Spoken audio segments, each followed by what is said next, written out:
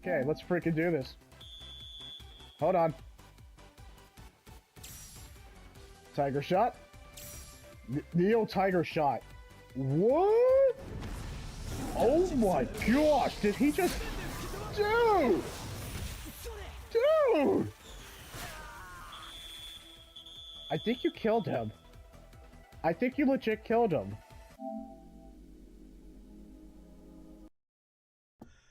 Alright, well, that was my version of an intro. Hey, you recognize that voice? That voice is pretty freaking cool, isn't it? Yeah, you probably should leave that like, comment, or subscribe. Yeah, it's pretty freaking cool. Alright, so obviously for the title, I didn't think I was actually going to pretty much cover this video game news, but hey, here we are. And also, I tried to post a other live stream. If it got blocked, or it's partially blocked, or if it just got blocked, completely understand. And I should have probably started with, hey, please support the official release, but YouTube just did not want me to show the entire live stream previously. And I was even getting like, hey, there's a like copyright there. You know, I found that pretty interesting, YouTube, when basically the Death Stranding 2 panel basically was live streamed. I was like, along with other people, I don't know if it was like maybe millions or if it was in the 100,000, but I find that interesting that What Kids Son was partially blocked after the fact, and I couldn't like it was partially blocked. I mean, I'm okay with partially blocked. I mean, it is what it is. Hey, What Kid can definitely copyright his song because it is his song. Completely understand. But you copyright the Death Stranding 2 panel knowing that people were going to live stream it, and you did it after the fact. I mean, I think it was 2 days after that I got the email, or I think it was one day after. And I was like, well, you should have probably put, like, hey, please support the official release. What Kid hasn't released the song until the 10th. So, yeah, I found that interesting that my two videos were partially blocked even though it was just a District 2 panel. When you kind of like block us for the video game footage, but I guess no, I guess that's fair game. But when it's the song that you didn't actually, or maybe you did at the very beginning, tell us, please support the official release. If you live stream this, you will be partially blocked. And I'm like, okay, I'm very much aware and I'm going to do it anyway. I don't know. So I'm going to go ahead and just do this. Let's just go straight to it for one thing. And I guess support the official release. I might as well say that. I'm not in corporate, so I really don't care. So I'm still going to live stream this. Now, if there are some videos like the last video that I know there's a potential, I'm like, there's a strong potential that this could be blocked or partially blocked, but I will accept that. If it's blocked, I will understand. I would say please check out this music video at least once. It's very short. It's 3 minutes. I would highly recommend it. I give it 10 out of 10. This is absolute cinema. But yeah, if you're gonna live stream it like I did, it's probably gonna be pretty much fully blocked. Not maybe partially blocked. It'll be fully blocked. And it even gets me a notification depending on the streaming software you use. Yeah, you will be blocked. Alright, so let's go over the future game show. Oh, yeah, the future game show of 2025. Okay, so this was 138,000 and 185, 3,000 likes. I'm probably not gonna just give a like, but I will absolutely analyze the games I like. I'll probably just make a list in terms of that. And I don't even have to make a list. I just need to kind of make a note. I'm gonna make a note on my phone of a game I particularly like from the Future Game Show Spring Showcase. Because I know there was another future game show, but I don't think there was anything noteworthy before. But looking at just like my PlayStation subscription, Xbox, and maybe Nintendo, but I think it was primarily PlayStation and Xbox. Also, I'm gonna have to probably retitle this because there was a game called Chronos that was all the hype. That one time it was dropped on the Xbox Direct. I think one of them. I am absolutely gonna go ahead and like cover because they just released it. I was like, it's pretty fresh. Yeah, I love that trailer. The first trailer. Bloober Team is pretty much on the hype train. And I really want to see what the deep dive is about because after what after the success of Silent Hill 2, I mean of remake, I really want to see what that game is all about in terms of a deep dive. Because It was Shadow Drop, and I freaking love it. I even liked the video, the first one. Okay, so let's get started with this one. And of course, now I'm gonna say it. Yeah, maybe tune in for. Well, okay, please support the official release and all that jazz. Okay. Hard to believe that was yesterday. I wanted to cover it, but I think it was saying it was 3 hours at the time. It's 2 hours and 41 minutes. I can't do that. Or I can do 3 hours. And you know, I find that interesting that it explicitly acknowledges, or actually, it's telling you Expedition 33 South of Midnight. Freaking love that. Oh, Reanimal. Yeah, that was one of the games that was intrigued. I want to see where that's coming along. But I'm very curious about Expedition 33. I really want it to succeed. After covering that music video coverage and just watching a bunch of trailers for it, yeah, I am all hyped for it.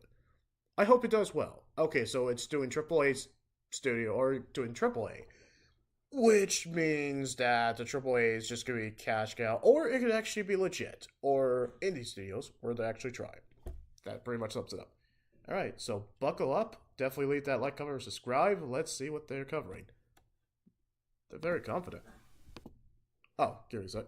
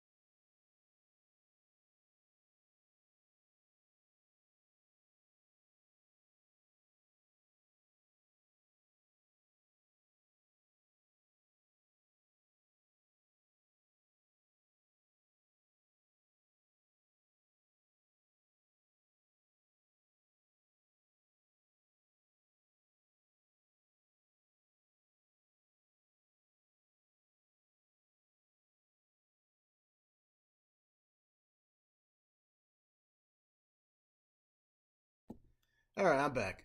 Now let's actually do this. Yeah, but if there's like a countdown and all that, and it's gonna take a while, we're just gonna skip through pretty much the good stuff, and you know what you signed up for. Here we go.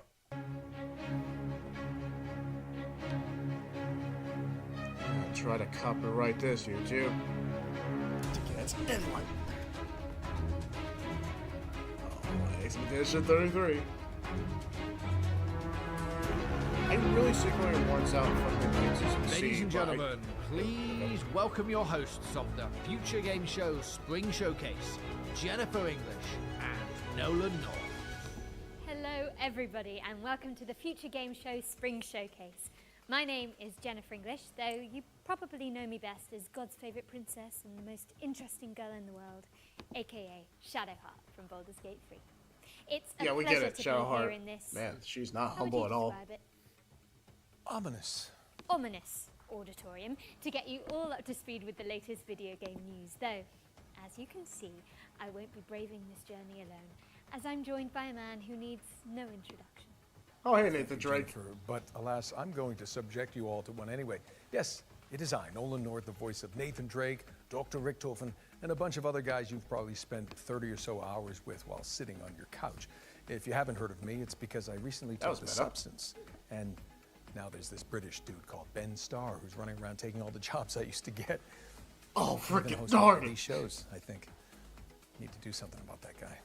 Murder. But that's a problem for another time, because I'm sorry, over I the next rewind night, that for just a little bit.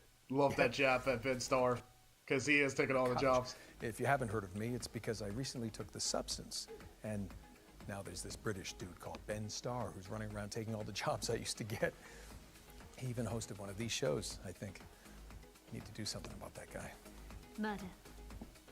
But that's a problem for another time, because over the next 90 minutes, we are laser focused on introducing you to a new generation of great games. You can expect plenty of gameplay trailers and a series of presentations from some of our industry's brightest developers. And there's also going to be some world premieres which will be revealed as we work through today's show.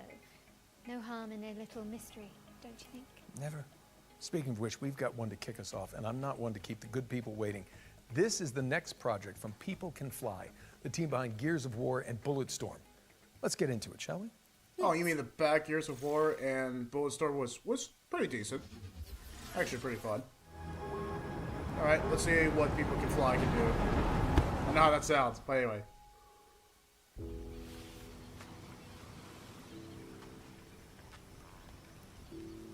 Smart to do Jennifer English with Nolan North. Like those jabs about Ben Starr. And the substance.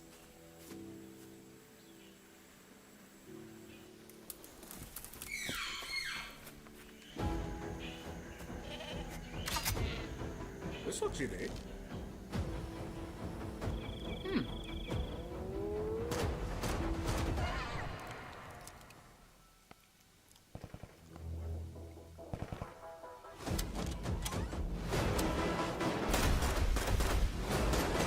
Okay, not just crossbows.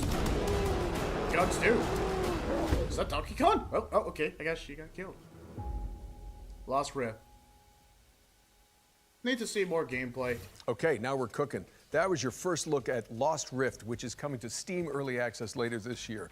But you can wishlist it right now and join the Lost Rift Discord for more information. Now, Jen, I feel like you'll have something to say about this next trailer. Yes, this one is quite special to me. We've got a new trailer for Claire Obscure Expedition 33, and it's all about the character I'm playing in the game, which is now on this giant screen behind me. Smart. I cannot wait for you all to hear how her story unfolds, but for now, here's an introduction to your new favourite character in video games ever, Maya. Really having it up, Jennifer English. Lumia's not my home. Not the way it is for you. Having second thoughts about the expedition? Please. I'm more ready to go than you are. The rest of us only have a year left, but you've got 9 good years before your Gamage. You don't need to leave yet. 1 year out there is better than 9 years in here. The dance begins. Avant-garde. Precise strike.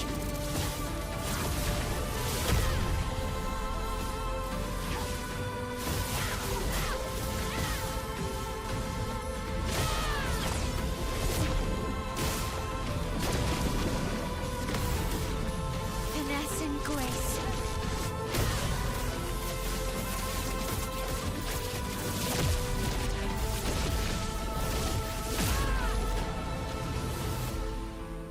How can you keep going like nothing happened?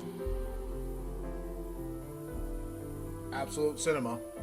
You don't have to convince me anymore. 10 out of 10 on Love that to trailer. see it. That was a closer look at Jen's character, Mael, in Claire Obscure Expedition 33. It's coming to PC, PlayStation, and Xbox on April the 24th, so not long to go now. I do hope you get a chance to check it out, and if you don't, I will crawl through this screen and fight you. Okay, hard pivot away from the Belle Epoque now. What are you gonna do, As midget? we've got the next game from the horror maestros behind the she's not a award-winning midget. Stacy What are you gonna do, series. short lady? Here's a closer look at Animal Use Protocol. With trepidation. But that's place fine, though. wrong. This place not right. You say that about every place. With insistence, wrong. Smell wrong. Smell Is this bad. part of Smells the the same to With me. urgency, move. Now under, hide. I guess this way. This With isn't growing relevant. impatience, be quiet.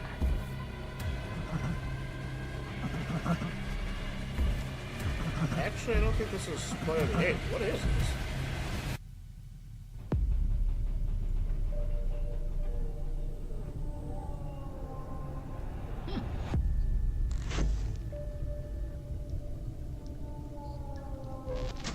Huh, kind of a gravity gun kind of thing.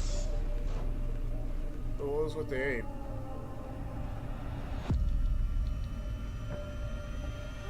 Huh, okay. Who's this by?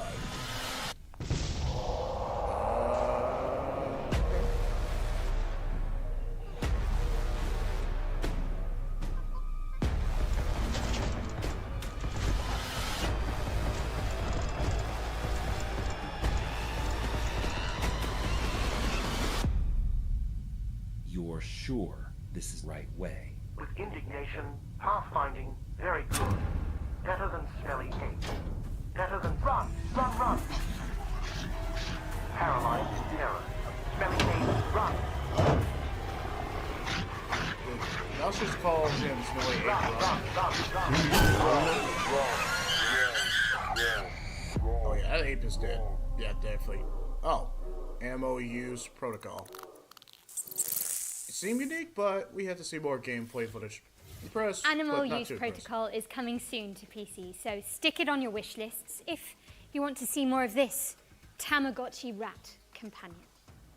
Now, as we learned earlier this year, Capcom's cult classic samurai series Onimusha is making a major comeback. And thankfully, for those of us who want to catch up, there's a remaster of Onimusha 2 Samurai's Destiny on the horizon. Here's an inside look from the game's developers with a focus on Hell Mode, a brand new one-hit kill difficulty setting for the masochists among us. Is that you, Nolan North, secretly? Smart dude, fucking over this. Alright, let's see what you got. Onimusha 2. Remake, at least. The name says it's all, really. Hell is an extremely hard difficulty mode. All it takes is one hit from any enemy, and you'll die instantly. So it's not for the faint of heart. Clearly. I haven't been able to complete it myself yet. But some members of the staff have been able to pull it off. So I hope everyone tries it out to see if they can get through it. Oh my gosh, dude. So you haven't beat it, but you expect us to put The ourselves to original assault. game was the first time I was in charge of the direction. So it has a special place in my heart, and this remaster brings a lot of tweaks. Apart from the fact that the graphics are now in high definition, we've also included quality of life improvements to make it more fun to play. So if you're new to the series, this is a great time to start. Especially since the first game is available too. I'd love everyone to experience the world of Onimusha and explore every nook and cranny. So I look forward to your support. Alright, so you're bringing Onimusha 3, right? Capcom's remaster of Onimusha 2 Samurai's Destiny is coming to PC and consoles on May 23rd, later this year. Don't miss it. Our next game is Nitrogen Omega, a turn-based tactical RPG, ooh, my favorite, where you control a mech full of mercenaries. Let's take a look. Okay, got me sold. Turn base. That's my jam.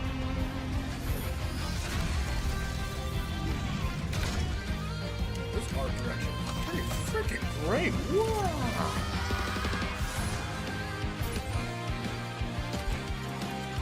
Okay.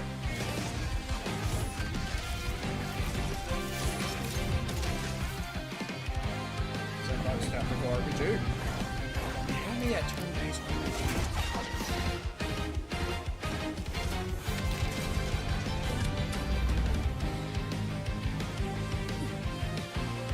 This art direction is going crazy.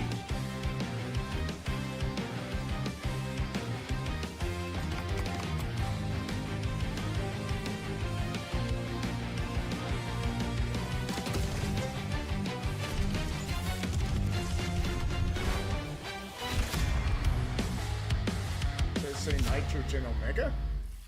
Yeah, that's A impressive. love letter to shonen anime, Nitrogen Omega is coming soon to PC.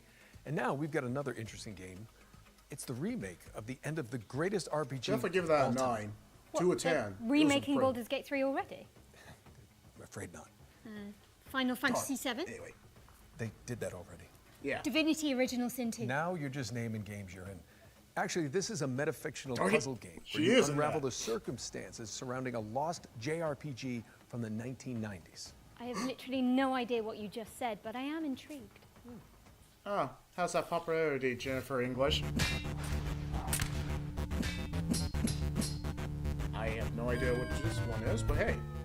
Hi, I'm Lucas Emanuel, And I'm Jacob Dominic. and we're two members of CoinDrop Games, making the remake of the end of the greatest RPG of all time. That sounds like a very exhausting title, but I'm intrigued. Remake of the end of the greatest RPG of all time is a faithful recreation of the last hour of everyone's favorite RPG. You know, that one we all know. You'll start this remake at 99% complete in the middle of the last dungeon, with an inventory just full of healing potions that you're just saving for the next boss. Ah. Intrigued. You somehow aren't remembering the greatest RPG of all time? That's okay. This remake includes the original game's manual, director's commentary, and the game's director had to translate this part of the game entirely by hand using a Japanese to English dictionary.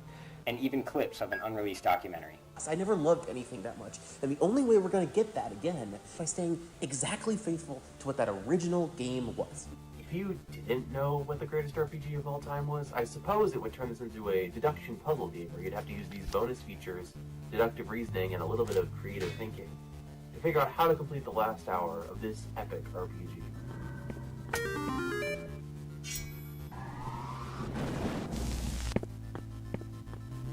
Be for real. Who hasn't heard of...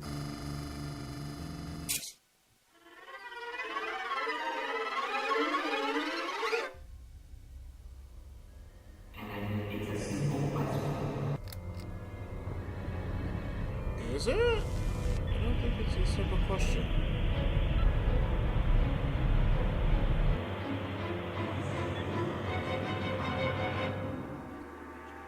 We're still hard at work on this recreation of this all-time classic, but we hope you'll relive a little bit of the magic when we launch the demo for the remake of the end of the greatest RPG of all time on April 25th, 2025. I'm half and half on that one. I'm more interested in Nitrogen Omega. That was impressive. Shonen anime, yeah, that one got me hooked. Animation style, sandbox tactical RPG. The remake of the end of the greatest RPG of all time, yes, that is the title, lands on PC later this year, with a demo launching on April the 25th. Now, I think we've got another world premiere up next. Yes, we do. This one's an isometric survival game based on a comic by Kyle Starks. I hate this place. Well, you can leave whenever you like. Okay, see ya. No, Sassy. It's actually... Never mind, just roll the trailer. Yeah. Oh, North, you should have said Kitty got wet. Come on! Missed opportunity. Anyway. Alright, what's this? Fucking Those American. monsters only exist in your head, they said. Great material for your art. I don't know who those two I artists... actually believed them. Until that night. This is unique. Whoa, Feels like I've walked straight into one of my nightmares.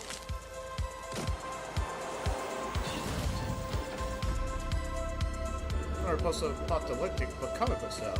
Intrigue.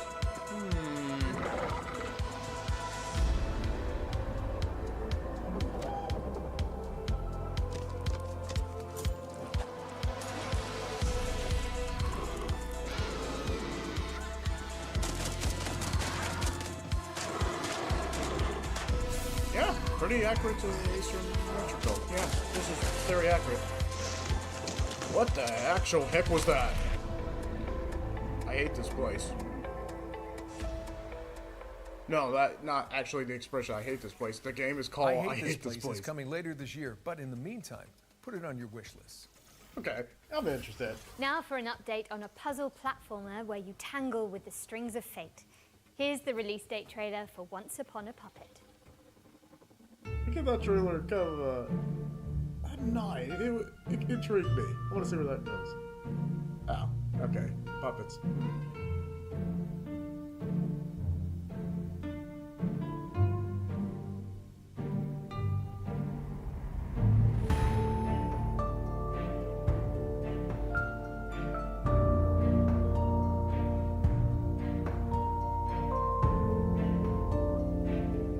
Doesn't seem uninteresting, but that might...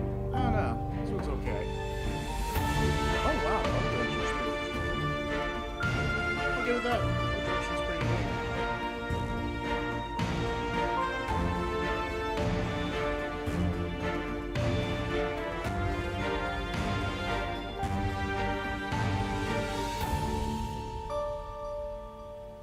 Once Upon a Puppet. Cute and creepy. That was Once Upon a Puppet, which is coming to PC and consoles on April 23rd. Yeah, interesting. Let's keep things moving with a trailer for a sequel 5 years in the making. Here's the latest transmission from Revenge of the Savage Planet. Oh, that one again? Alright, well, you already lost me on that. The Shyamalan's Ding Dong Academy presents the Ding Dong Influencer Accelerator Program, Extreme Routine. Speed it up, Shelly, to the extreme! The universally renowned Shyamalan has a once-in-a-lifetime offer to accelerate your rise to be the galaxy's next top influencer. With our diaper protocol, your lane game gets insane clicks and subs, and you can co-op train with a partner. The Ding Dong Influencer Accelerator Program Extreme Routine has 4 power-packed programs guaranteed to launch your profile to the actually got stars, approved. including Crash Test Dummy. Death This is no actually longer got perfect, but approved remains for incredibly painful this and future hilarious. game show. Ding Dong, you're dead. Selfie Scout. Snag more subs, snapping stunning selfies in our Is pretty he for real? locale. Debbie say cheese! Product Tester. Blow up your feed testing experimental Grob X on space creatures. You're a freaking animal! STV Cribs. Now you can pimp your crib on the show everybody in the universe binges. Your dick be dogging! Complete all 4 tasks and you can keep that sweet chamois lock spacesuit. This guy's trying to be the coolest guy, Crash or test trying to dummy. be some Lock M&M clicks clone. with the I chamois don't know lock what gold he's lame going for. spacesuit. Bedazzle your likes with each side splitting demise. Selfie Scout. Oh no, I think it's hilarious. Product Tester. Reporting any burns, crashes, or mutations. STV Cribs. Can I show my wife that? She'd be pretty much like, this is cringe. Now you a ding dong! Speed it up, Shelly! This is cringe, but I freaking love it. I'm not gonna buy this, but that was so that cringe. was interesting. That was Revenge of the cringe. Savage Planet is crash landing on PC and consoles in May. What's next? Yeah, I'm not Nathan? interested, but This I thought it is was hilarious. Anaya, Life After Gods, an action platformer where you chart the ruins of an alien civilization. I mean, we have a lot of those now, but yeah, let's see what this is all about. Cool. Unique art direction. So, unique art direction.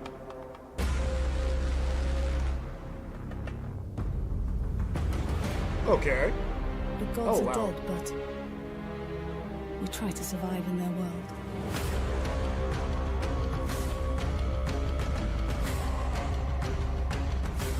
Guarantee people call this woke.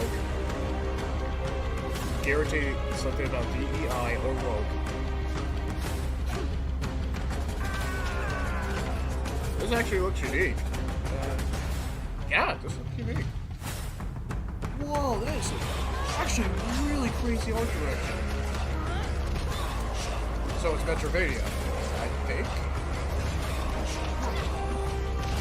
With a little bit of kind of really solid art direction. Solid art direction, Metrovania.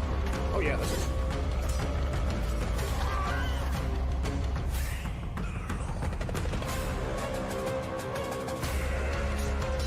The boss fights looks absolutely insane. Is that a giant wasp?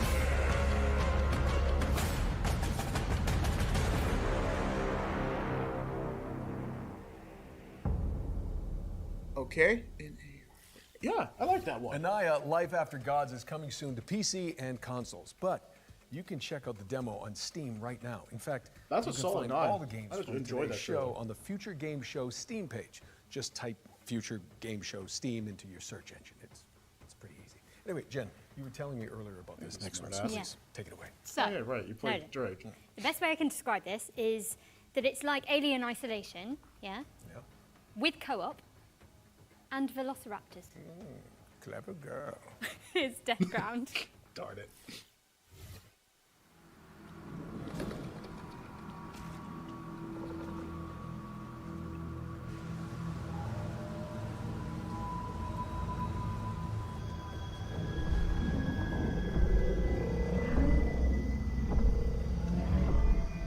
This is Jurassic Park. Oh, yeah.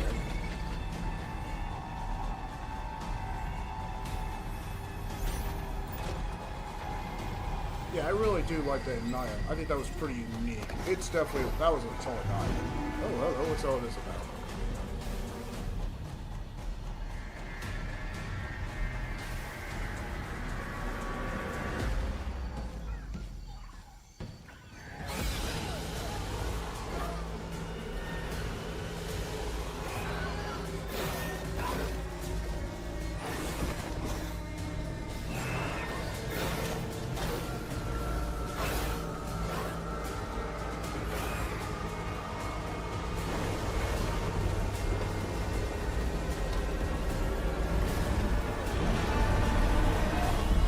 Death Ground.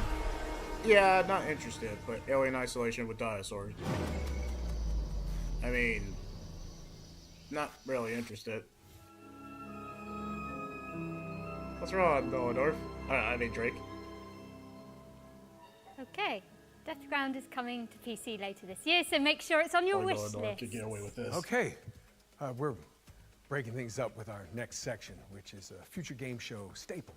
Every show, we pull focus onto 3 particular games that we consider, us two mainly, ones to watch in 2025. And first up, we've got Kingmakers, the anachronistic siege simulator where you drive pickup trucks through cavalry fields in medieval England. Try saying that 10 times fast. Okay.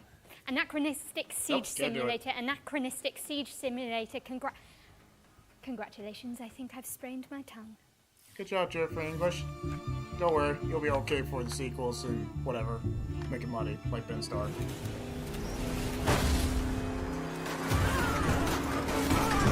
Hello, I'm Ian Fish from Redemption Road Games, makers of Road Redemption and the upcoming Kingmakers. In Kingmakers, you travel back to the year 1401 to help the real-life Welsh rebel Owain Glendower conquer England. In reality, his Welsh rebellion was defeated and he mysteriously disappeared. So, in 1401 England, you'll use modern weapons to help the outnumbered Welsh defeat English armies made up of thousands of soldiers. Seems unfair, Everything don't in you think, Kingmakers with is real. modern weaponry? The thousands of soldiers are all simulated. Furthermore, all buildings are fully navigable and fully destructible. I just love it for the premise. This concept is so Thousands ridiculous, of soldiers but can it works. navigate complex, multi-story castles with the same level of pathfinding fidelity you'd expect from a modern first-person shooter. Originally, we thought Kingmakers was going to be a cool simulation of what it would be like to go back in time with modern weapons. Would you be able to defeat a medieval army with an AK-47? Well, yeah. Then we realized that if we're going to do this, we got to do it right. Medieval battles involve thousands of soldiers, so we're going to simulate thousands of soldiers. And this isn't like Dynasty Warriors, where soldiers kind of spawn into existence as you approach them. Is In that a Dynasty Kingmakers, Warriors? they're always there, running their AI all the time. Furthermore, we realized that a game with this scope, the player would want to be able to command his armies and fortify his own outposts, so it kind of grew for there. It's now something completely unique. A shooter with real-time strategy elements that rival Age of Empires, and shooting gameplay that rivals Helldivers and Space Marine. Today we're excited to share a little bit more about the destruction aspect of the game. Oh my gosh, that's so freaking cool.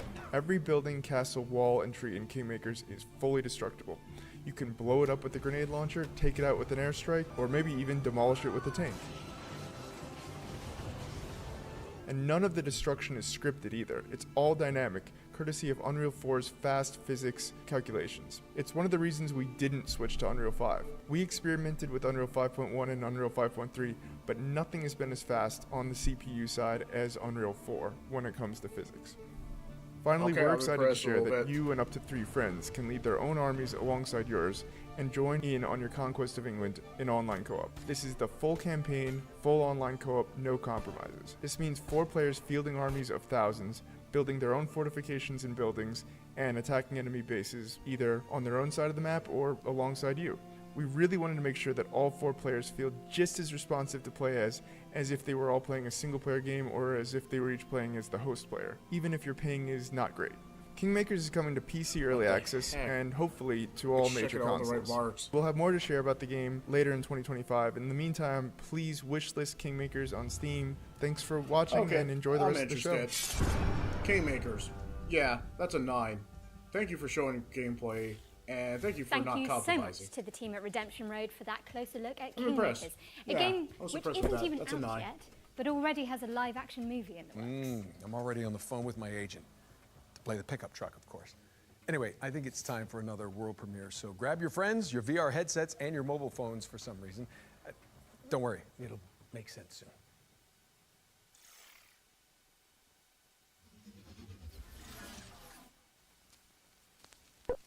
At Elsewhere Electric, we believe in power. The power to shape the future. Our state-of-the-art facility is the heart of that future, and we need you to keep it running. You and a capable partner, that is. I'll open up the van. Get juiced up. Okay, I think I'm ready. Let's get in there. Alright. I see some symbols. A So, VR jellyfish. some squiggly pipes. I think I've got it. Did that work? Looks like it. 3, 2, 1, turn. Ready! Elsewhere Electric relies on teamwork, precision, problem solving, and efficiency.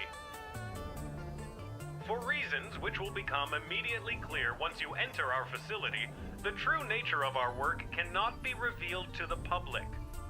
Your work may be challenging. We're in. Your work may be confusing. I can see you! I can see you! Your work will be dangerous. We need to get this door open. That's not There's good. something in here. But it's a risk Elsewhere Electric is willing to take. In the event of an incident-induced employee vacancy, a replacement installer will continue your work. These sacrifices make Elsewhere Electric's important work possible. Because in our facility, power doesn't just keep the lights on, it keeps them from getting out. Whoa! Ah! Elsewhere Electric, a puzzle game powered by 2. I thought that was amazing. Okay. That was your first look at Elsewhere Electric, a cooperative puzzle game where players work together to explore an abandoned facility. Don't try that at home, I'm pretty sure it's illegal. It's coming to PC, VR, iOS, and Android later this year. All right, this next one's for all you impudent insects out there. If you haven't heard, the cult classic immersive sim System Shock 2 is getting a definitive remaster from Night Dive Studios. And we just so happen yeah. to have the release date ready for you. Alright, I'm interested. You got me hooked. System Shock 2. This was technically my dad's game, but now it's getting respect. This place is a womb where we grow our future. Your weapons fail. Your ammunition runs low. And you've yet to see our most beautiful creation. All you have is your hatred and your individuality. Now don't you wish you joined us? Would you then feel so alone?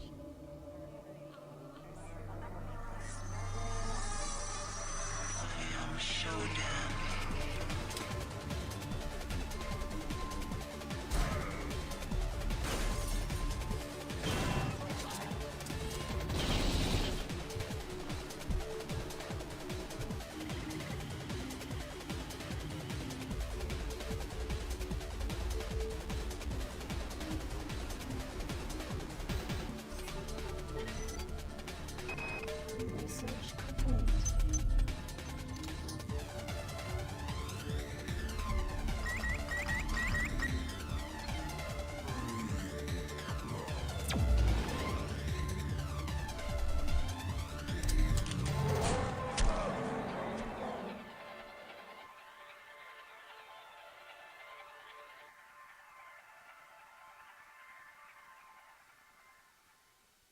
Oh my gosh. Same month as I think You this heard it shit here too? first, folks. The System Shout Shock out 2 to him, by the 25th way. anniversary remaster launches on June 26th, 2025. And speaking of good old games, you may have heard about the recently launched preservation program from our friends at GOG. It's a commitment from one of the industry's foremost digital storefronts to maintain and preserve classic video games for future generations. A noble pursuit indeed. System Shock 2 is already part of the program alongside other golden oldies like Alpha Protocol and SWAT 4, both of which I was in, by the way. So, thanks, guys. For the Spring Showcase, we've partnered with GOG to reveal some more titles that are coming to the program. Who knows? Maybe one of your nostalgic favorites will pop up. Uncharted. I'll be in it. Probably. Probably will. Forever. Sometimes it just takes a single sound, sentence, hello, my friend, or quick glimpse that to the- awaken that emotion. Mario? A warm feeling that brings back all the memories of times when all the problems didn't matter. It was And just bells. you as a superhero, fighter, racer, knight, waiting to conquer the world. Games are part of you, us. They're a part of culture, part of what makes us human. Without preservation, all the Nah, I wouldn't go emotions, that far. creativity, stories, and innovations behind them risk being lost forever. How can we ensure everyone can play games today, tomorrow, and for years to come? Devs, PC. share the Sorry. source codes, artwork, and even collectibles that you own with museums so they don't get lost. Gamers, play these games and talk about them. Make them live forever. Vote and share your gaming stories on GOG Dreamlist to help bring more games to the GOG Preservation Program. Games within the program are maintained by us and guaranteed to always work on modern computers. We've already future-proofed more than 100 titles. Today, we are happy to say that the GOG Preservation Program is expanding with even more titles. You can play all of them right now on GOG.com. Let's take a look at the new arrivals. Oh wow, Silent Hill for the room. Yeah, it's really hard to find that game. Tomb Raider series is clearly on PlayStation everything. 2 is on Xbox? Okay. Oh yeah, the Ultima series, I heard of them. Vampire the Masquerade. Oh snap, here, which I already own on the Xbox 360. Why am I getting excited for PS3? But is there a subscription fee? But is there a subscription fee? Is it free? Alright, I'm gonna check this out. Do us a favor and head over to GOG.com to peruse the expanded Preservation Program library. We've also collaborated on an FGS-themed sale, which you can find by heading to GOG.com/FGS. Okay, at this point, you're probably thinking, Nolan North, why are you on the balcony? Where's Jennifer? Well, I'm going to be honest. I'm not so sure myself, but we're about to throw it out to a series of back-to-back trailers while I look for her. And way down. Jen? Jennifer?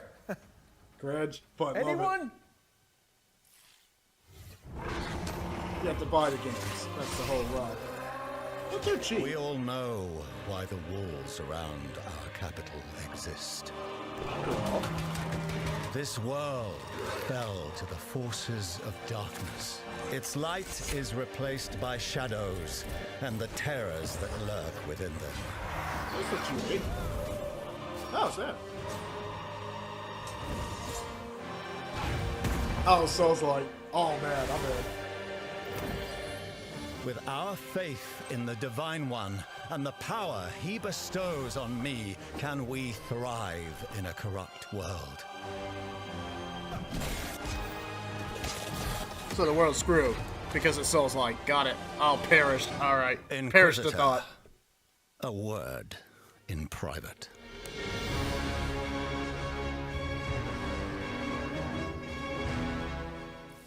If it sounds like I'm playing it, probably. Welcome, everyone, and congratulations for being exactly where you want to be, here at Dutch's Razzle Dazzle Dream Hotel. It looks okay, but... We got everything you need up here in the clouds. Buy a slice of paradise, cryptocurrency allowed. Vacations tailor-made, have a mealtime serenade. Upgrade to the ultra suede, you wanna do it right. Party on the promenade, every day is a parade. Stay up for the masquerade, the party goes all night. Destination. I accept your adulation. Dutch's Razzle Dazzle Dream Hotel. At Dutch's Razzle Dazzle Dream Hotel. Yeah. Billy bust off. Okay. Well, that's awesome. Oh, what was all about, huh? Dr. Svetlov, let's take this lunatic down for messing with the sovereignty. Let's make it quick. We're on the clock here. Aren't we always? That's handy. Getting this fixed up. They're coming. XCOM? I've never seen anything like this before. Seems like XCOM. Svetlov's planning something big. If we're lucky, he'll show himself. Seems unique. Very XCOM-y. Svetlov's called hideout. Any idea how many people he's got with him? Stay sharp. Svetlov could be anywhere. The writing's kind of generic. Well, that's not what generic, but... Chains of Freedom. It's okay. Meh, alright. Oh, hey, Nolan. Still looking for Jennifer, I guess? roguelike shooter. Well, at least roguelike did not die. I always like roguelike.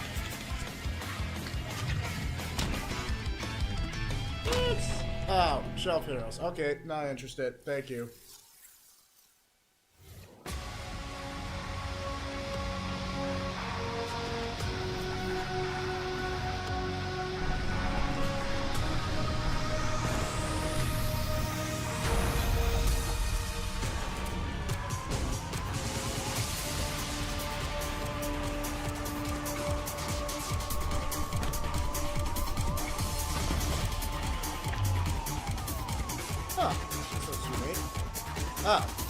Okay, it's on Steam. Alright, I guess we're...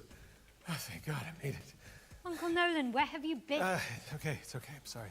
That just on took your age? so long. It's really way up there. It's not a camera trick. If they ask you to go up there, do not do it. Okay, what's next? It's okay, Drake. While Uncle Nolan recovers, let's take a look at Neighbors Suburban Warfare, which is kind of like Rainbow Six Siege, except with pigeon poop bombing runs. Yes, you did hear that correctly. And backyard brawls. She said poop. Are you okay? I can't breathe. Okay. Dude, you did a lot of climbing before. Come on.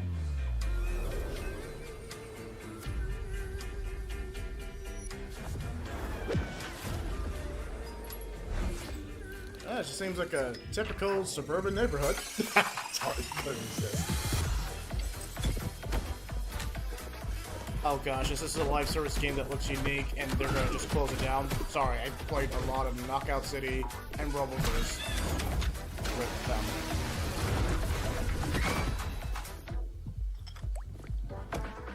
Is that T?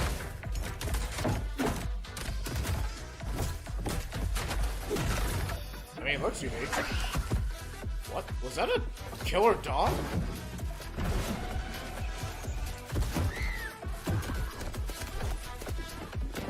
There is so much wacky hijinks going on. Oh, okay, just gonna have a sledgehammer and a katana. Okay, yeah, okay. Yeah, you're pretty screwed. Anyway.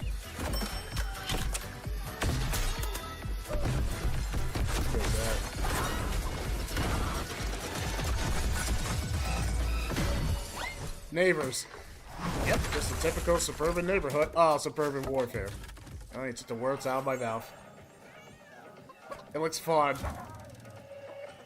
But reaffirm your property boundaries in Neighbors Suburban Warfare, which is launching in early access on April 17th. We've got a developer presentation for Hawthorne up next. This is a sandbox RPG where you build a whimsical community of woodland creatures. Very, very cottagecore gay. I'm in. Adorable.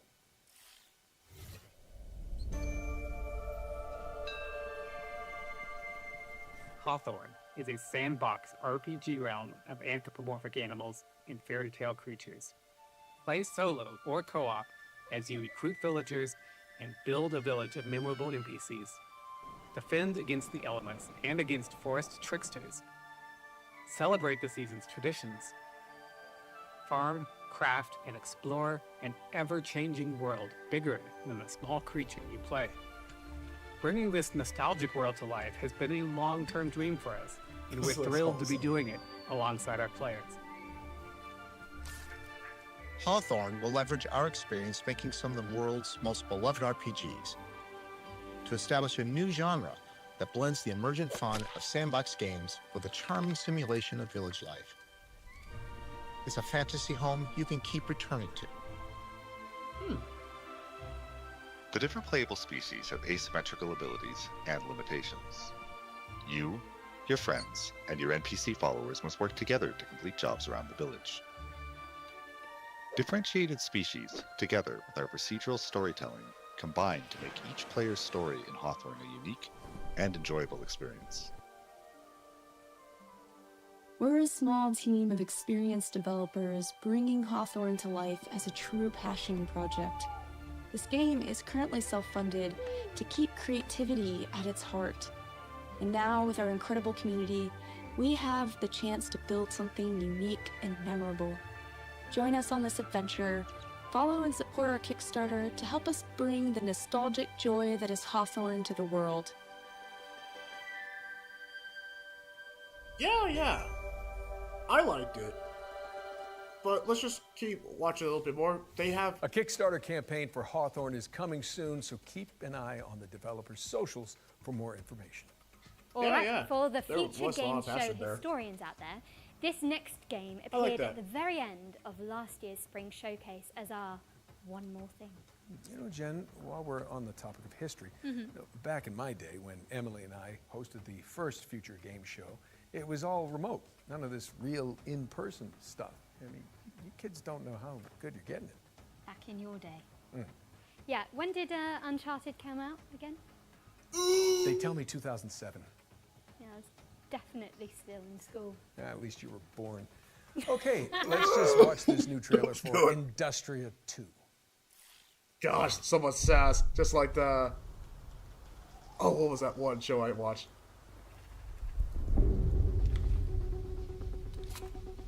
Why did we get actually a good amount of indie games? You know, because they make up AAAs. What's all this about?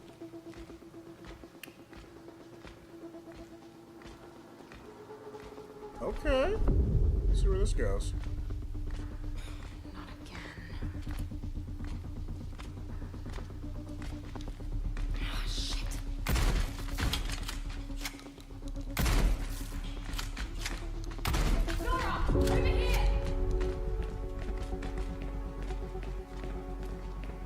Grab my hand.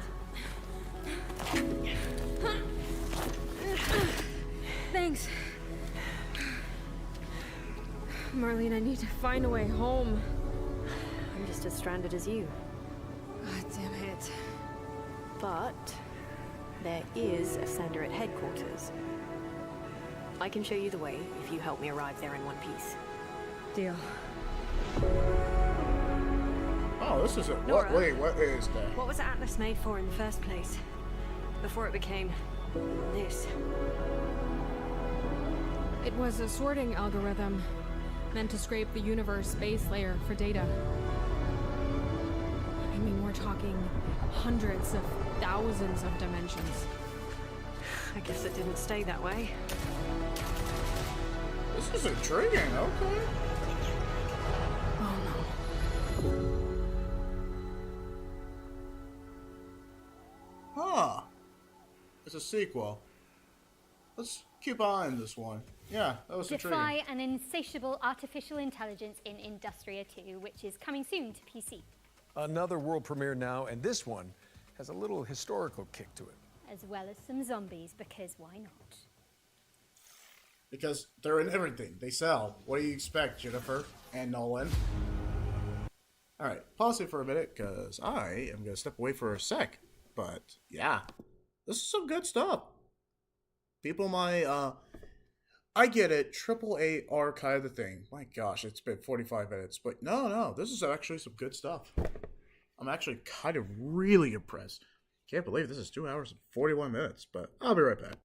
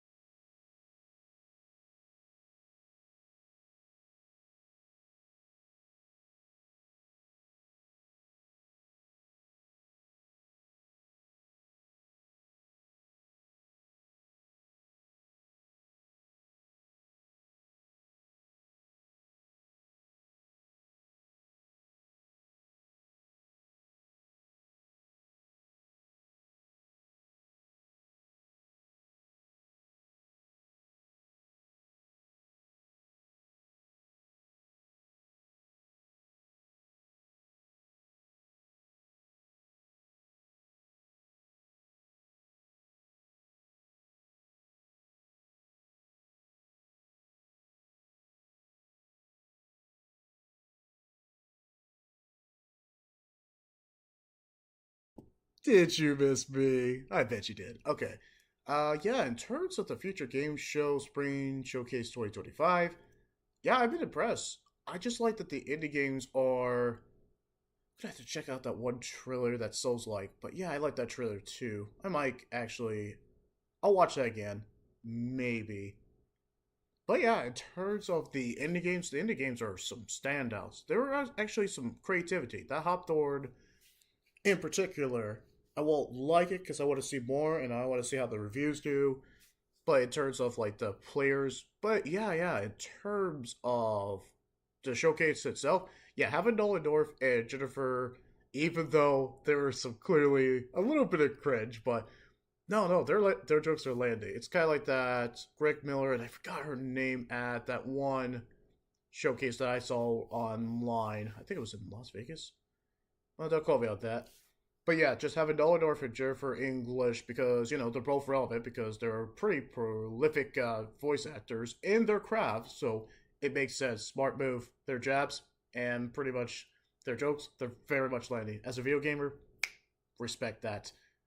But yeah, in terms of the indie game studios, yeah, I think the creativity, they're crushing it. AAA, yeah, I haven't actually seen some AAA. I think Expedition 33 would be considered AAA, but I feel like it's indie in a sense. But yeah, I actually have found some trailers that have been pretty standouts, like Expedition 33, Mael trailer, because, Jennifer English would stop talking about it, but hey, no, that was a 10 out of 10. But let's just talk about what I think about trailers I enjoyed so far, since this is kind of our mid-season, or kind of our intermission in a sense. So yeah, Expedition 33, Mael trailer. If they keep giving us character trailers just to hype us up, Expedition 33, you have my respect. You can do that shit, and we'll all be okay with that. Nitrogen Omega was a highlight. I hate this place. Not that I hate this place. That's the name of the game. Kind of a little bit of double meaning, don't you think? Anaya, that was another highlight. Kingmakers 2. Wait, Kingmakers 2. Kingmakers. Just because of the wacky concept, it reminded me of Saints Row, but medieval. Modern weaponry in a medieval setting. I love that premise. I'm cool with that. Gonna have to let Doc check. Yeah, I'm gonna have to let Doc check that out. Alright, System Shock 2. Absolutely. Just because my dad actually has played the first two, this was definitely before I was born, but even though it's not a remake, not like System Shock 1, that's okay. We're getting a remaster. We're getting System Shock. There's no downside to that. No, I'm all aboard for that.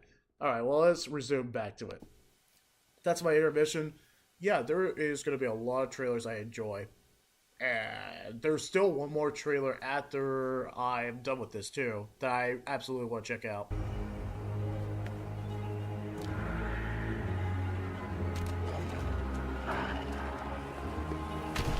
So retro graphics with what the actual heck? Was that a giant bird?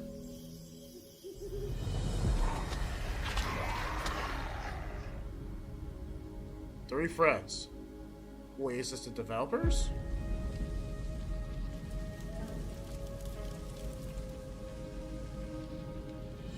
Oh, shit got real.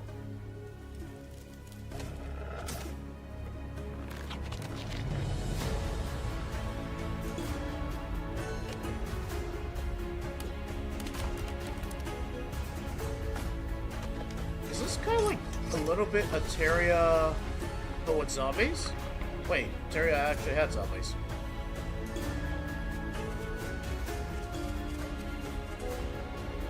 Oh snap! Yeah, you have to be armored up if you fight giant birds like that.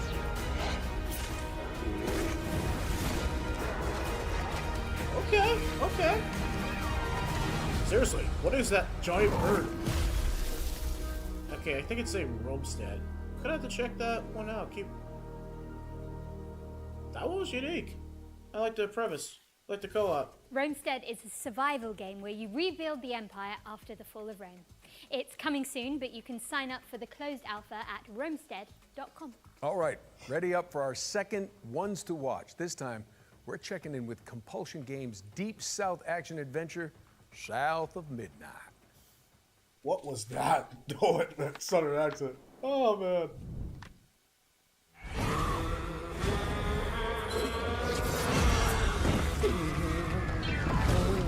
Hello, I'm Whitney, and I'm the art director at Compulsion Games. Hey, I'm Zaire, and I'm one of the writers at Compulsion Games. Right now, we're working on South of Midnight. It's a third-person action-adventure game set in a folkloric version of the Deep South.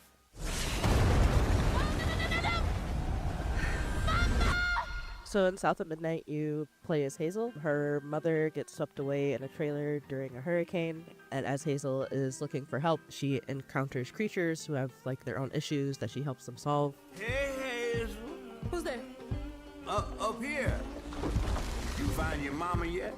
Today, we're excited to talk a bit more about the creatures, specifically our narrator, the catfish, who you meet, pretty early on in the game, and he's a pretty important character. A talking fish. Nope. Ain't no way. Catfish is voiced by a man named Walter. We really looked for people who were from the South who would have kind of that southern background and authenticity. And he's a great guy. He's 70 years old, plays fiddle, really cool. He was really excited about the project. I think this is one of his first voice acting jobs, if I remember correctly. Go on now, scoot. I'll pick you up yonder after to go find your mom.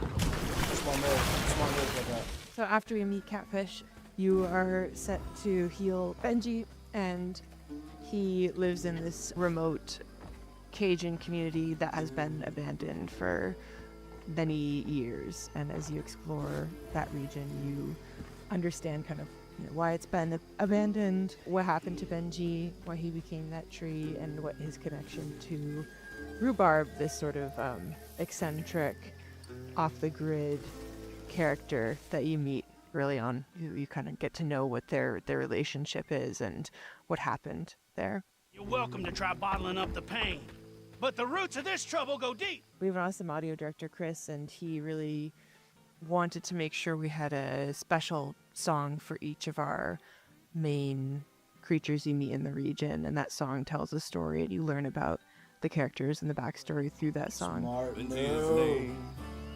He saw things different. He was my shame, and I said goodbye. I said farewell. I took my hammer, my ticket to hell. So the music is kind of done in parcels. So you'll get part of a story. So you'll get a few lines, maybe 2, 3, 4 times throughout each zone, and they tell a little bit more of the story. And then when you unlock most of the context, you'll have a final, either a boss fight or an encounter with the creature. And during that final encounter, like with Benji, when you're climbing the tree, you'll hear the full song. It was my brother, Benji his name. He saw things different. He was my shame. South of Midnight launches on Xbox Series X and S, PC, and it's also going to be day 1 on Game Pass on April 8th. And in the meantime, feel free to shout us out on social media, tell your friends, pre-order, wishlist, really get the word out there. Thanks for watching, and I hope you enjoyed the rest of the show. I hope it succeeds. South of Midnight is coming to PC and Xbox on the 8th of April and will be on Xbox Game Pass from day 1. That's pretty Shout soon. out to Compulsion Games for giving us a window into that world. Better yet, you can see more from South of Midnight in our FGS Live from GDC post show, which directly follows this broadcast. So stick around. Okay, now we're venturing into the haunted landscapes of Pioneer next. It's a stalker-like MMO first-person shooter set in a dark, alternate reality. Oh, you're not wrong. Okay, then.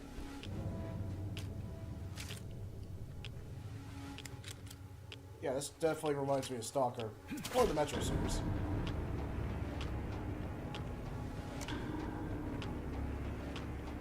Invaders flee. We will create a new world of the ruins of the old one, as the great raven bestowed. Hey, the shooting kind of seems... The wanted is to end this way. We offer our sincere condolences and hope you will die with that understanding. I don't want to spoil it for you. All you need to know is that we're going to have an incredibly fun time. sounded like it was really fun.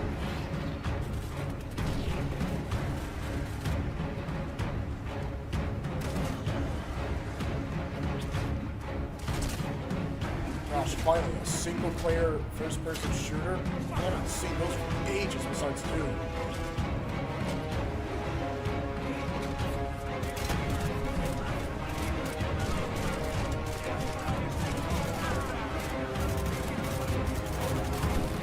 We believe that your appearance was a mistake, and will continue to monitor you and your progress. Your actions are rapidly changing the course of events, and the general vector of changes is close to our worldview. But here everything is strange. Our informant is weird. Our enemies are weird. The same goes for you too. Yeah, that was actually neat. That was gameplay for the incredible-looking Pioneer, which is coming to PC in 2025. What have we got next, Jennifer? Well, we're taking a trip to 19th century Brazil to check out a cell-shaded roguelike called Hell Clock. Hell Clock, huh? Okay. What an interesting title.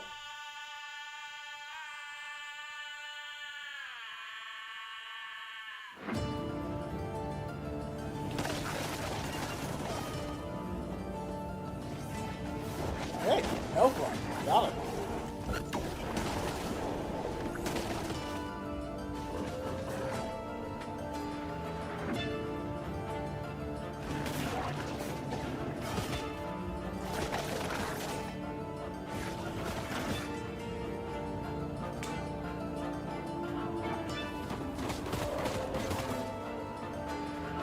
Wow, that's cool.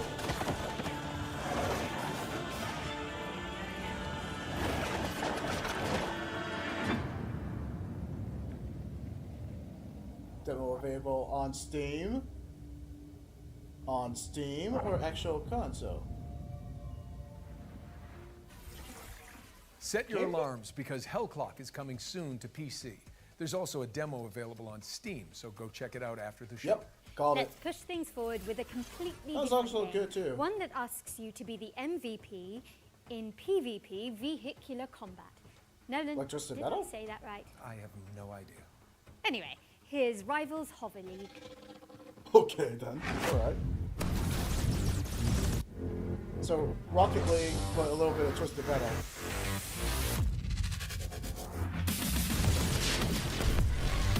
I think I'm on point on that. Looks fun though.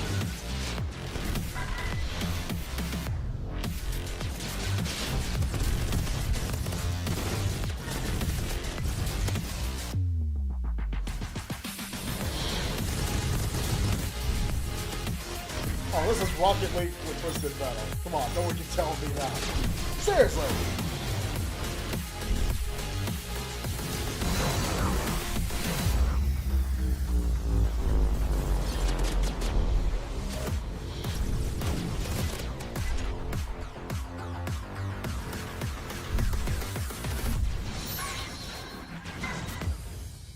Yeah, I'm in. Rivals, Hover League.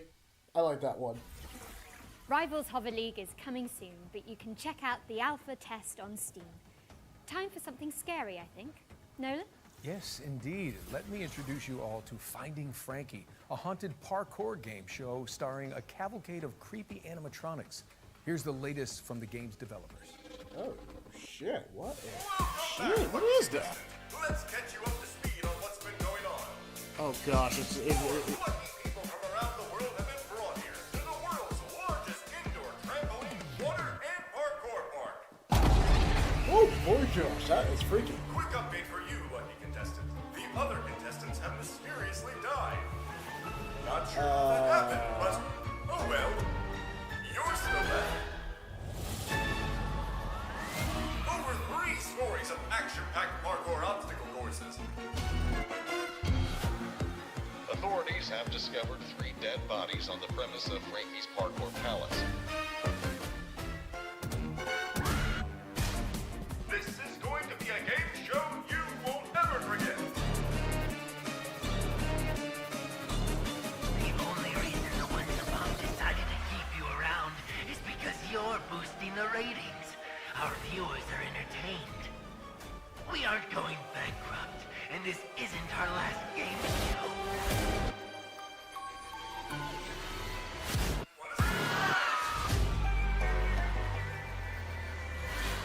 Oh, that's creepy. Yeah. Watch your step when Finding Frankie comes to consoles on April 15th. Moving swiftly away from that terrifying image, we've got a special update from Tale Worlds Entertainment about their beloved medieval warfare simulator, Mount and Blade 2, Bannerlord. Okay, then. Oh, okay, well, there's a rating, so that means it's been released pretty soon.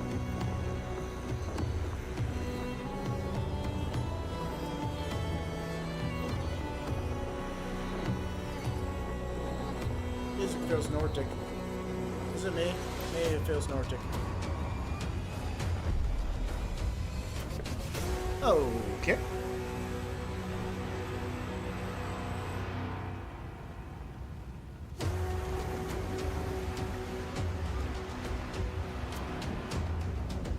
Yeah, music's kind of catchy.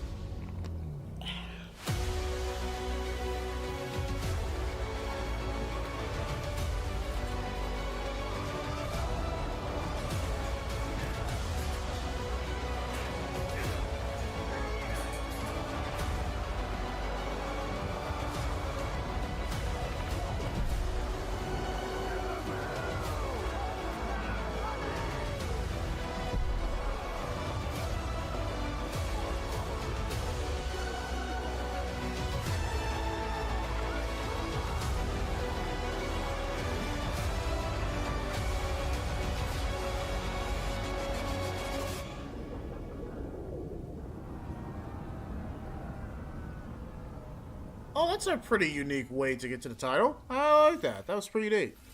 What a brilliant surprise. Mount and Blade 2 is getting naval warfare, a new faction, and so much more with the War Sails expansion, which is coming soon to PC and consoles. And sticking with the seafaring theme, here's the latest on an Unreal Engine 5 sailing adventure inspired by Firewatch. This is Will Follow the Light.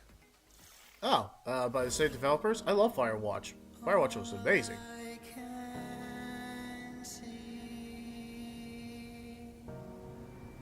Is this all gonna be copyright? Some fits.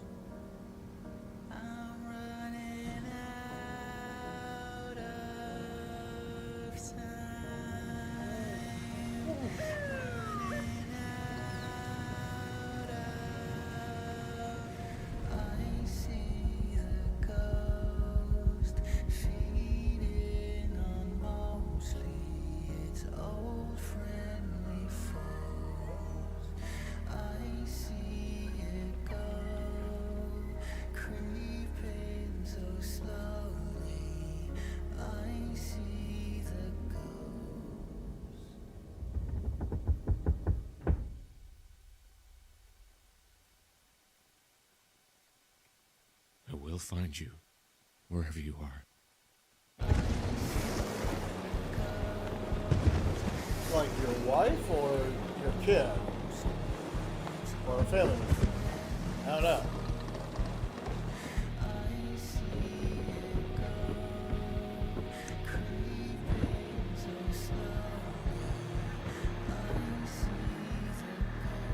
Father?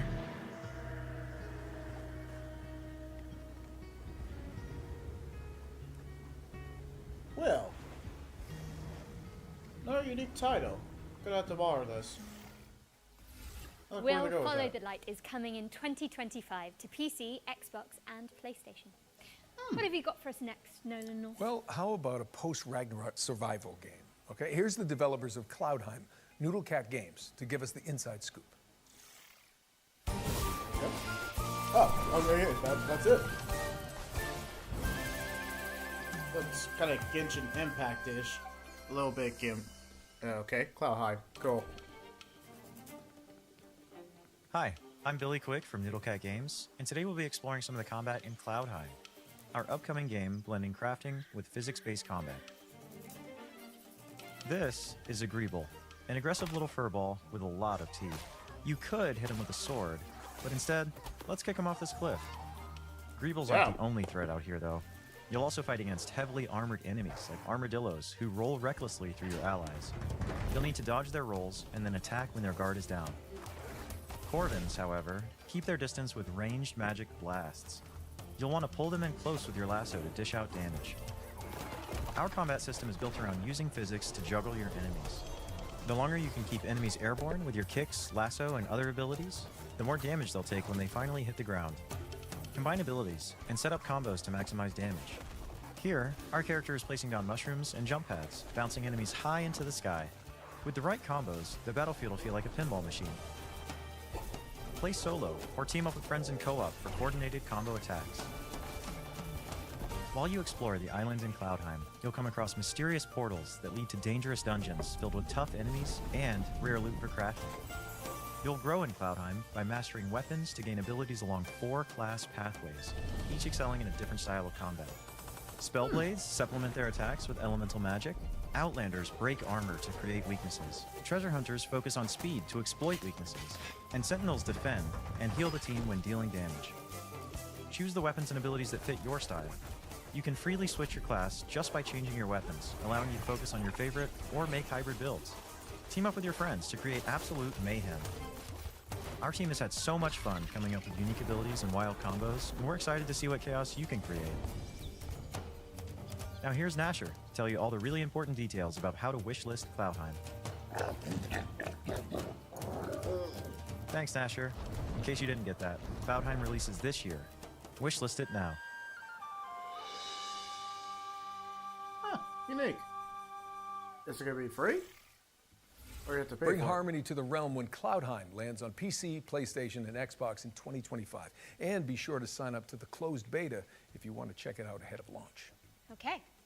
We've got another round of back-to-back trailers up next, so keep your wits and blades always sharp. No, wait, not in favouring. Keep your wits and your wish lists primed. We'll be back shortly. No then, I've got to get up to that balcony in a bit. How did you actually get down from there? Well, you know, they didn't just hire me for Uncharted on my looks. Oh, so did you Nathan Drake your way down? No, I just cried really loudly and the crew came and got me. Classic. So typical Nolan North. Yeah, you always do that. Anyway, no.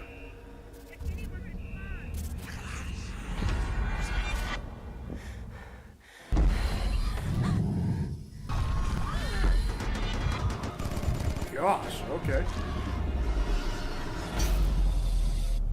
Welcome to Section 13, a top-down roguelike shooter where an interdimensional outbreak is just another day at the office. Operating from the shadows, S2P is a globe-spanning paranormal research organization. Their mission? Capture and study things that go bump in the night. And Section 13 is where they keep the worst. Until now. With the best of the best unavailable, it's up to a team of disposable rank-and-file nobodies to get the job done. Wow, that's pretty quick. That's you. Meet Agent Red. Hey. No, please! Don't eat my... All right, Red. Your time to shine. She's new to the field, but don't let that fool you. She's packing cutting-edge mad science weaponry. She's one of 4 agents available to choose from. Whether you're going in alone or bringing some help. Now, listen carefully. Whatever they were up to in that base, they weren't doing it on the books. There's something big down there. And it wants out. It's up to you to plunge into the unknown. Find the answers. Fight for the truth. And bring some light to the dark.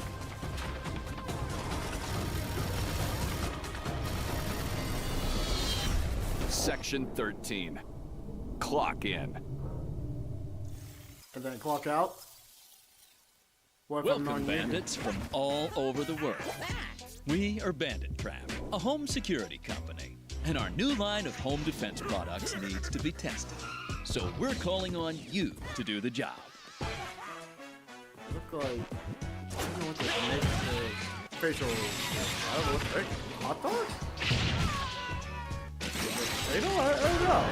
Very cartoony. Your objective, try to loot all 10 treasures scattered in our prepared houses and escape from the robotic hands of our trapper. Like that burger thing from Burger King? Oh wait, what was it? McDonald's. Wait, I think it is McDonald's. My bad. This little fella packs all the skills to achieve our ultimate goal. Defend homes and their treasures against bandits from all over the world. And basically, you know, get paid for this. Okay, Bloody Glory to climb. Oh.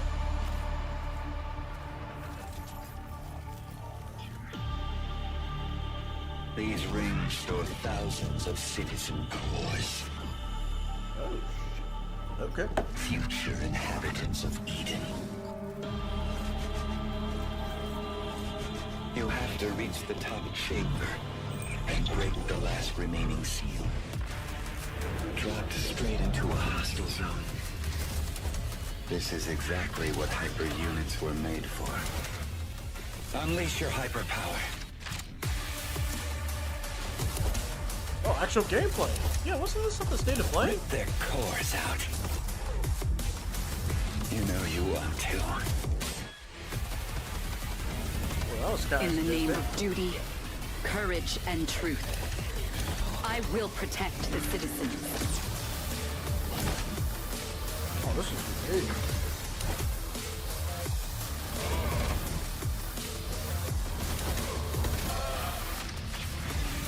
We are standing on the edge looking towards the unknown.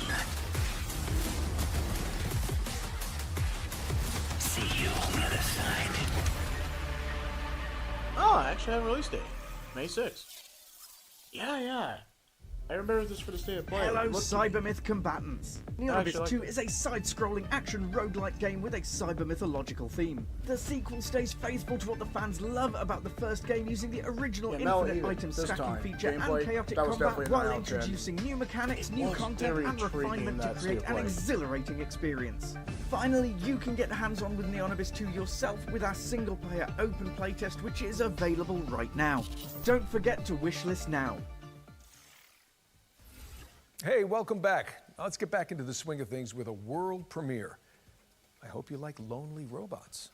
I love them. That was such... There was no guide for what we had to do, no manual for leaving a world behind.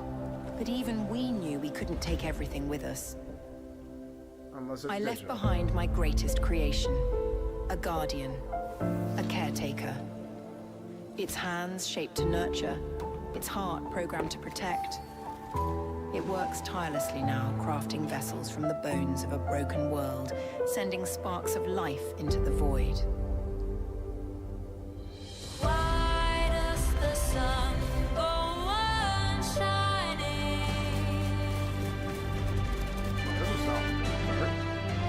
Why does the sea rush to shore? And oh, they know it's the end of the world. It ended when you said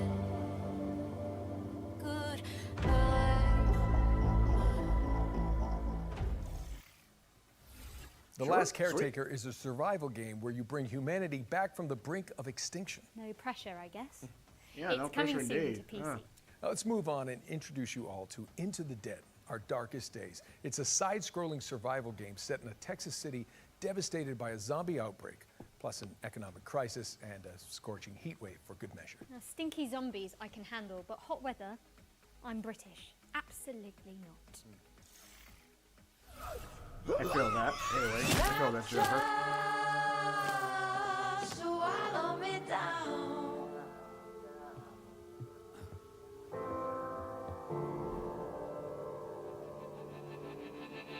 Scorching. I feel it. Standing in the fire till the dreams went dead in the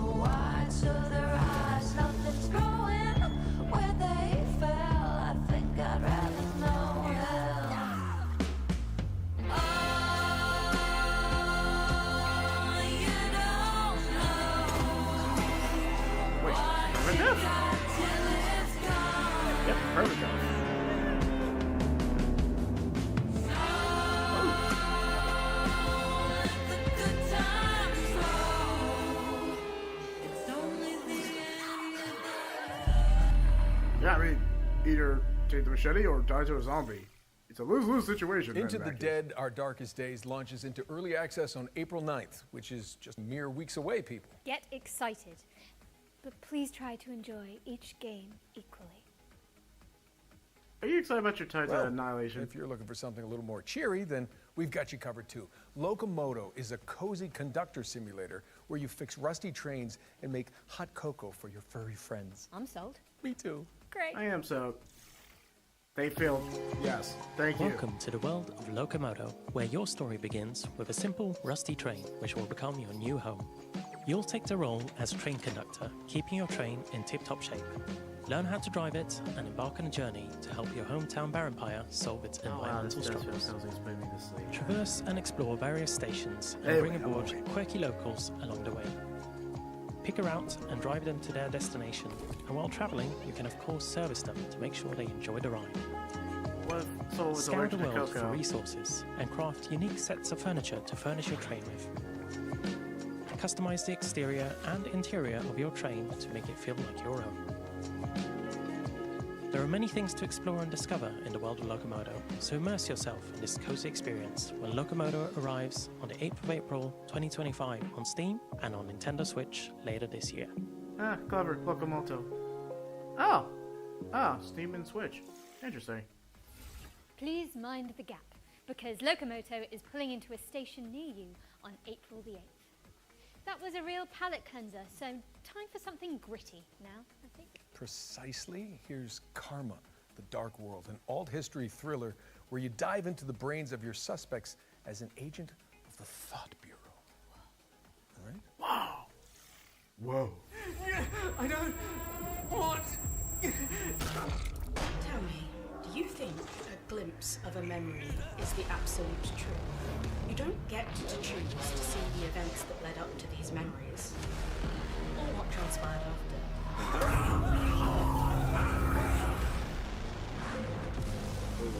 Perhaps even just once given it some serious thought.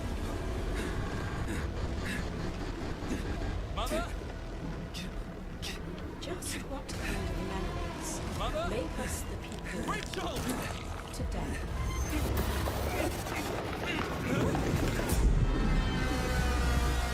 I'm going to tear you apart. Oh, going up pretty soon. Unravel the truth in Karma, The Dark World, which lands on PC and PS5 on March the 27th, which is exactly 1 week from now. Now, we all know you like watching trailers for games, but what about actually playing them too? Sound fun? Good. Because this next section focuses on indies with demos available on Steam, so you can check them all out right after the show. Hey, Shadow, you seem really proud. Welcome to Eclipsium, a psychological horror adventure that has you exploring a crunchy, twisted dreamscape. Next up, we've got White Knuckle, a speed climbing game where you scale the guts of a sinister substructure. Well, that sounds very nerve-wracking. How about Weenie Wise, a cooperative puzzle platformer starring magical school students? Sounds like a sexual turd, Weenie-wise. Or Paper Sky, where you chart cell-shaded landscapes as a makeshift paper plane.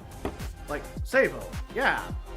If you'd rather be a chaos gremlin, give Mother Machine a try. It's an action platformer where you chart quirky cave systems. My girlfriend calls me a chaos gremlin. And finally, this is Artist Impact, a story-rich, turn-based RPG that blends pixel art with hand-drawn comic aesthetics. Oh my gosh, that looked actually That was our ones to play montage. And the best way you can try those games out for yourself is by heading to our Future Game Show Steam page.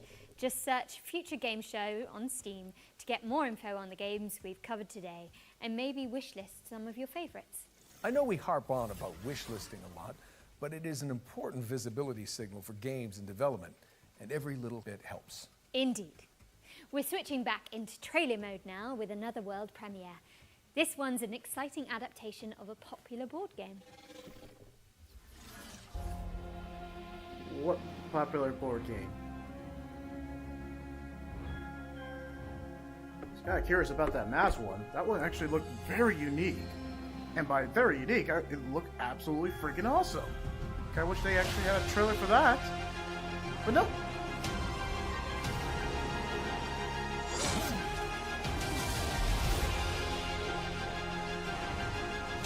So this is basically Dungeons and Dragon kind of situation. I'm all in if that's the case. Seriously, I kind of want to go back to NAS. I was looking for a trailer for it. There doesn't seem to be it. Well, I can always look at my live stream.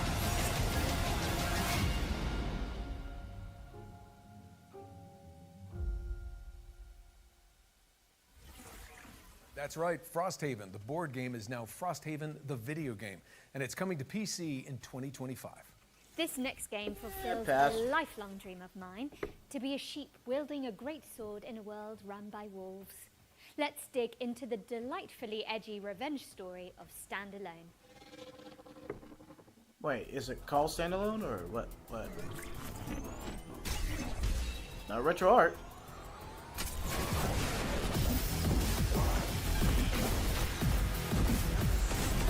Okay, we're just gonna come out swinging again. You want indie games? I'm not even mad.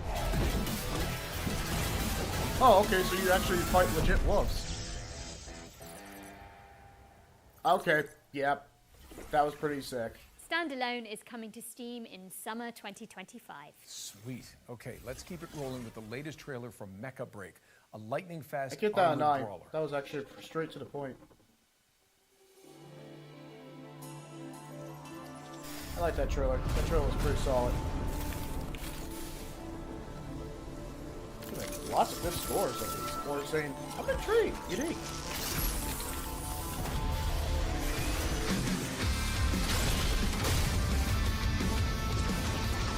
That anime music.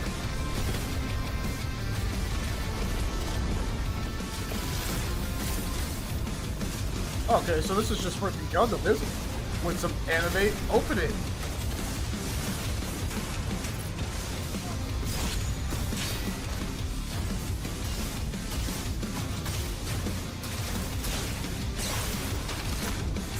This shit is fire. Dude! Isn't there a demo of this?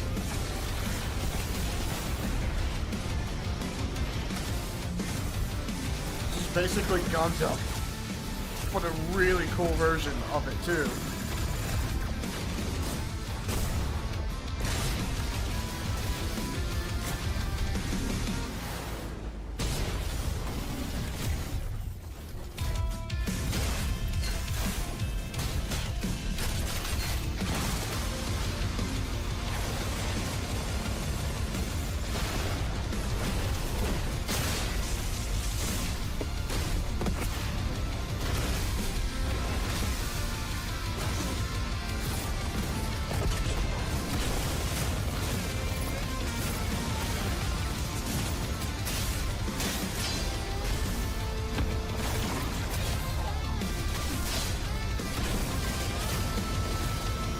Sorry, my jaw's dropped because it's so freaking cool. What?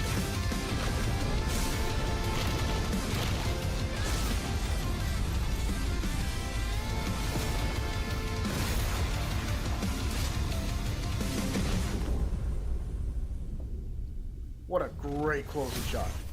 I'm sorry, did I just ignore this one? No, that was a sick trailer. That was Mecha a Break sick is trailer. boosting its way into your rotation later this year. How are we looking, Jennifer? Well, we're most of the way through the show now, Nolan North. But there's still a bunch of exciting games in the pipeline. Here's a double feature I'll give from our it a 10. friends at That was Play actually Geekies. really some solid gameplay trailer. I can't believe I ignored this one. Kind of pissed myself.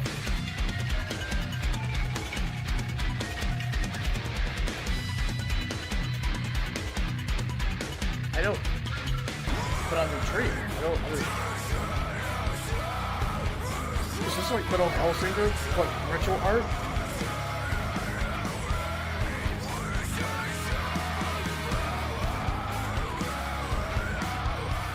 What is this? This is so cool!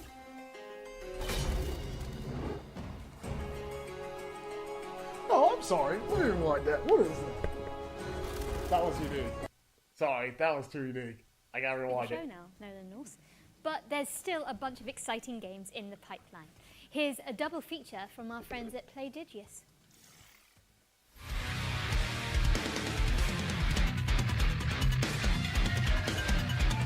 So rock music with RPG. Yeah, I'm definitely looking for this trailer.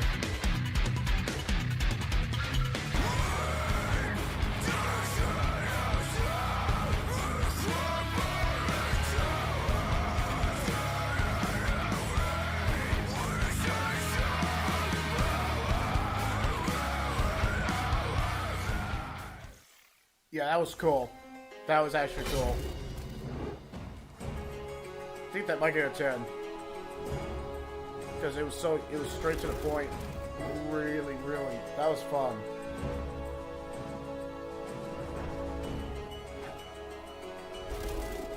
That one actually surprised me.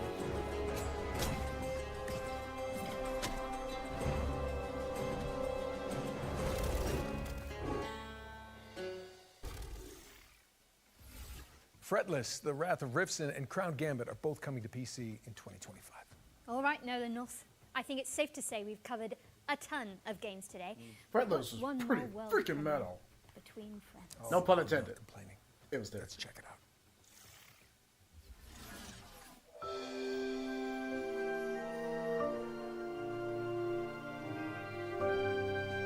Okay.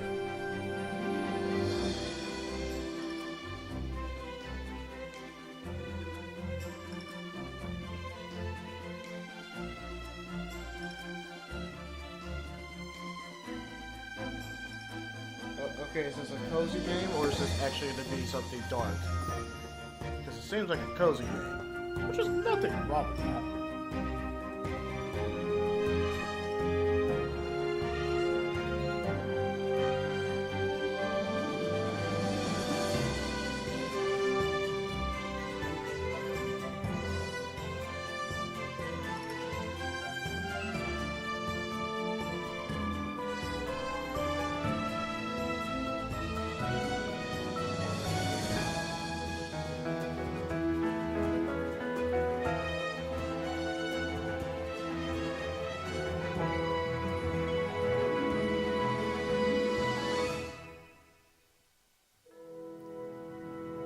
Watching it, I was just like, I mean, it's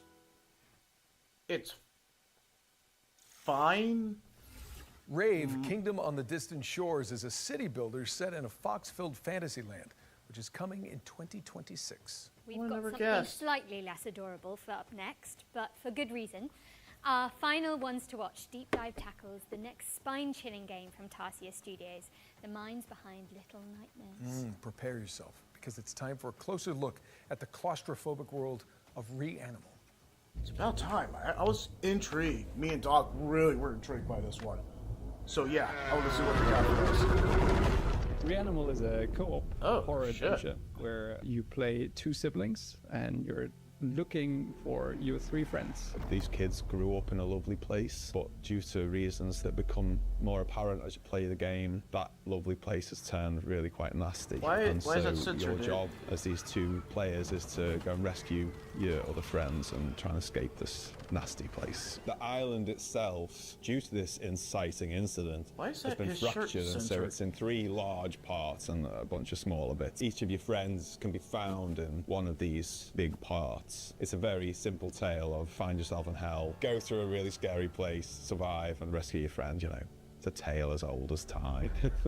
Like, we really love seeing people go with that and just go the extra mile and find all those secrets and all these things and put it all together and come up with their theory, right? So I feel like if we give away too much up front, everybody loses. We definitely give players more this time round than in previous games, but still. I love to smile. I love to laugh. I love a vibrant sunset with a nice cool breeze. Yeah, that's my bad. My controller fell off. A bunch of smaller bits. To put that one.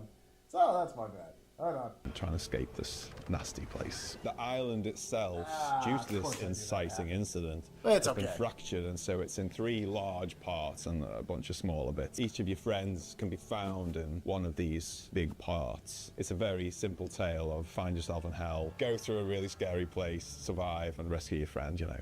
It's a tale as old as time. Like, we really love seeing people go with that and just go the extra mile and find all those secrets and all these things and put it all together and come up with their theory, right? So I feel like if we give away too much up front, everybody loses. We've definitely give players more this time round than in previous games, but still it's nice to keep a little bit back so you can kind of meet in the middle and see what people make of what you've given them and all that. It's definitely a co-op game. You're together solving various like little, maybe puzzles is almost too much of a word there, but you're overcoming different obstacles in the world and survive various things we pitch against you together, right? So it's about the two players finding ways to survive and rescuing their friends, really, like we said before. So little nightmares, but with Zootopia mode. What in the actual frick is that? Oh my gosh. Because I'm a big couch fan. Couch Oh, co-op shit. is where it's at for me. But then a load of people love online.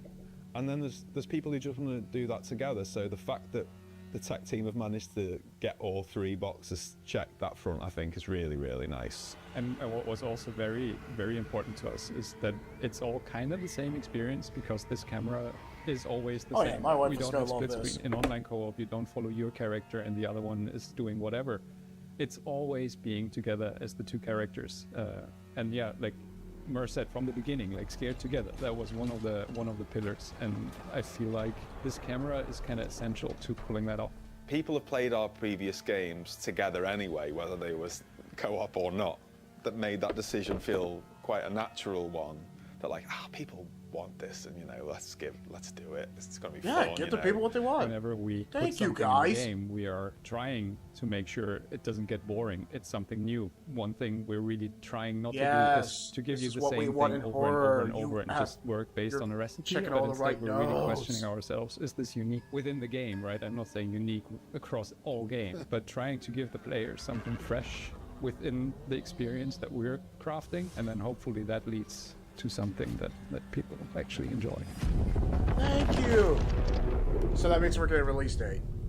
Hope you enjoyed that behind the scenes look at Reanimal. Wishes us, and more info is coming soon. You gave us enough. Reanimal is coming soon to PC, PlayStation, and Xbox, so get that thing on your wish list. Now, what have you got next for the good actually. people, Jennifer? Okay, They show some Nolan. really So solid it's stuff. No secret here that at the Future Game Show, we're huge fans of Remedy Entertainment and their Oh, this game, eerie, this live service game. curiously entangled universe of games such as Control and Alan Wake. And last year, the studio revealed a spin-off to Control called FBC Firebreak, a session-based co-op shooter where you tackle anomaly-busting jobs in the non-Euclidean confines of the oldest house. If you've been anticipating this not one, so have we. interested. And good news, we're Well, let's delighted check it to out. share the first gameplay trailer for FBC Firebreak, which will give you a taste of what to expect when the game launches later this year. Let's take a look. It's a live service game set in the Control universe. I get it. I'd rather be playing Jesse Faden, just being honest. I have a game called Control. Yeah, Remedy, I have a game in the Control universe called Control. We've had reports of rogue sticky notes replicating across this sector. Yeah, I'm very aware because I If you actually don't played cut back for their Control. numbers, this whole place will be yellow by morning. I fought all those. The Hiss. I fought those enemies too. This crisis ain't over. Now get through the containment door to the next zone. It's a live service game in the Control universe. I am very much aware. I'm to the ground way too.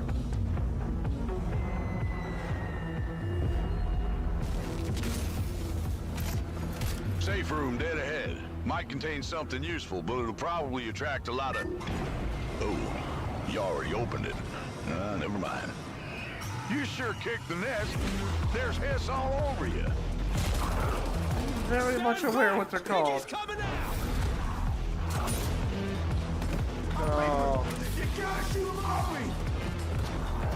Nope, you're pretty screwed.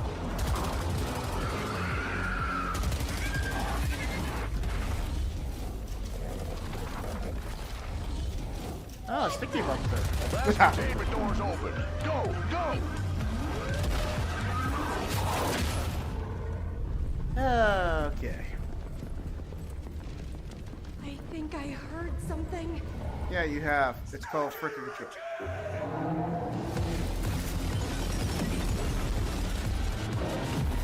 Are you freaking serious? Alright, crew. Time to clean house.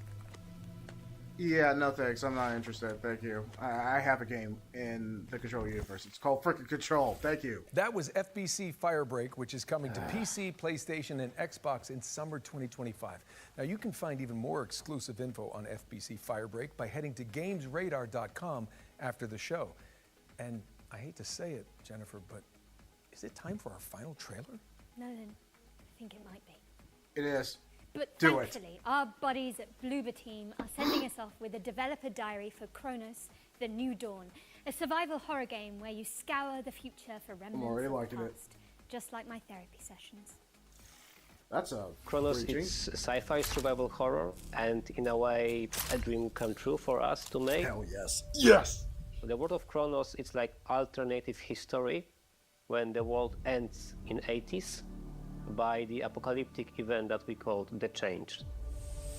In Chronos, you play as a traveler, and the travelers, because there's more of them, are being sent to the ruins of human civilization to search for the time rifts and jump back in time to extract people who didn't survive the apocalypse. Travelers are the only ones that can survive encounters with monsters.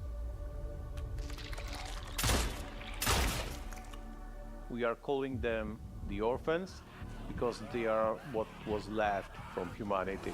To be honest, we can't wait to show you more about shit. our game. We can confirm that something about the gameplay is coming soon. So stay tuned. When's the release date? Oh, shit. Yes! Yes! Okay, sorry. This was hype. Chronos: The New Dawn is coming to PC, PlayStation, and Xbox later this year. But you can see more of it during our official post-show, FGS Live from GDC, which airs directly after the spring show. That's right.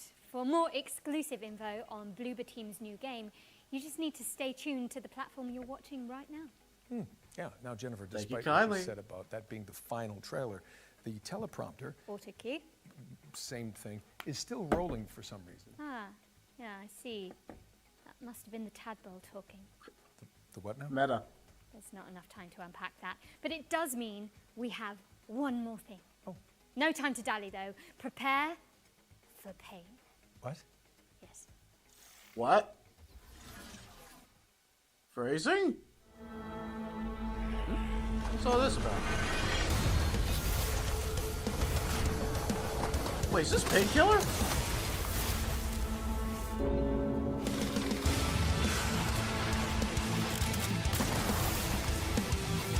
Let's go up, actually.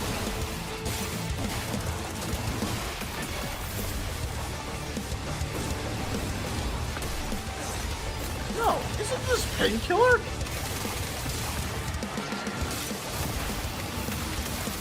Oh, shit.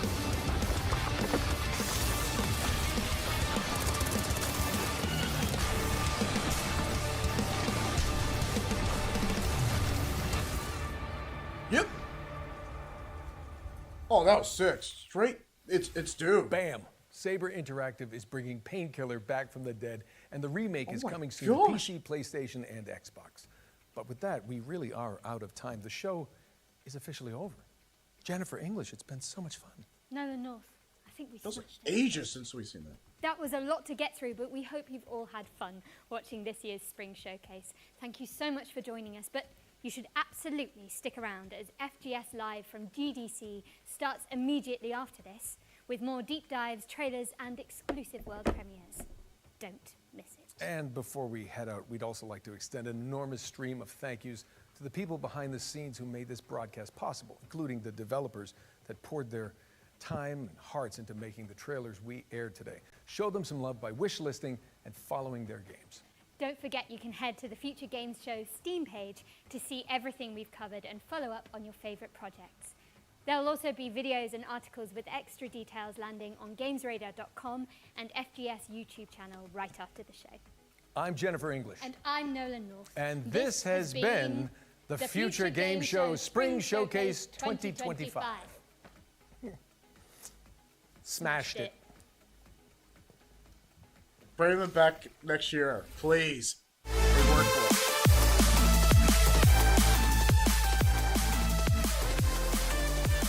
was a smashing success.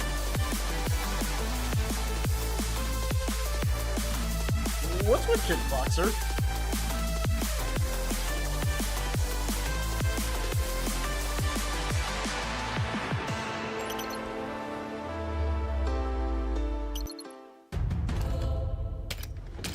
Okay, so this is the post, like, deep dives and all that.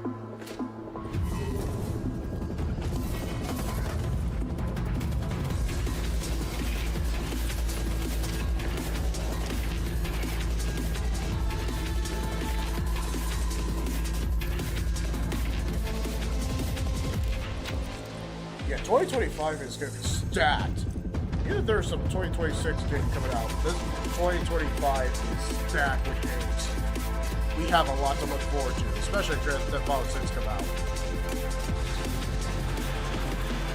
This was actually a great lineup of AAA, well, besides the live service game, FBC, which will be forgotten by me at the end of this. I'm so glad there wasn't a lot of live service games.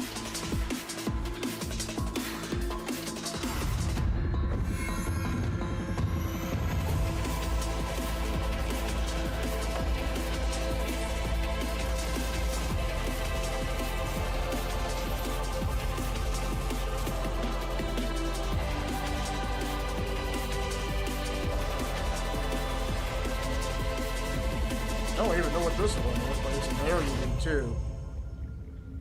Okay, is it Abyssus? Abyssus? Yeah, it looked unique.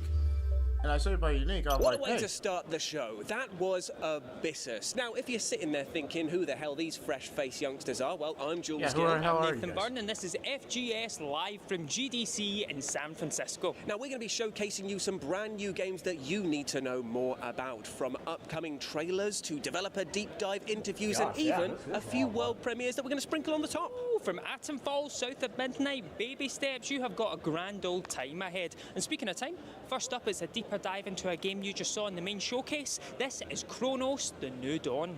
Thank you. What we wanted. It's a great move to start with that. My name is Jacek Ziemba. I'm co-directing Chronos: The New Dawn with my friend Wojciech. And yeah, my name is Wojciech, and I have a pleasure to work with Jacek and co-direct Chronos. And Chronos, it's sci-fi survival horror, and in a way, a dream come true for us to make. It will be The Thing, Carpenter's movie. Yeah, we are also inspired by Dark, Netflix TV series. About time travel. We cannot forget about Dead Space. Of course not. Also, we're somewhere there because we have also the protagonists and other maybe similar things. Yeah, when we think about movies, it will be, of course, 12 Monkeys, you know, like the convict being sent in time, maybe we ring a bell. But also Dark Souls series. We also love to, you know, push our game into a little bit more challenging direction. Yeah. Oh man. In Chronos, you play as a traveler, and the travelers, because there's more of them, are being sent to the ruins of human civilization to search for the time rifts and jump back in time to extract people who didn't survive the apocalypse. Travelers are the only ones that can survive the environment in our future setting, in our game. The only ones that can travel to the past and keep up or like survive encounters with monsters. This is not a typical soldier, this is Really? a diver in time. So that's why we came up with this design that we really love. Yeah, clearly, you guys really are leaning into The world of Chronos creativity. is like alternative history when the world ends in 80s by the apocalyptic event that we called The Change. We push action like more to the future when we play as a traveler, when we try to find in this destroyed world reminiscence of, you know, of the people, but what's the most important, like the time rifts that can bring us to the past.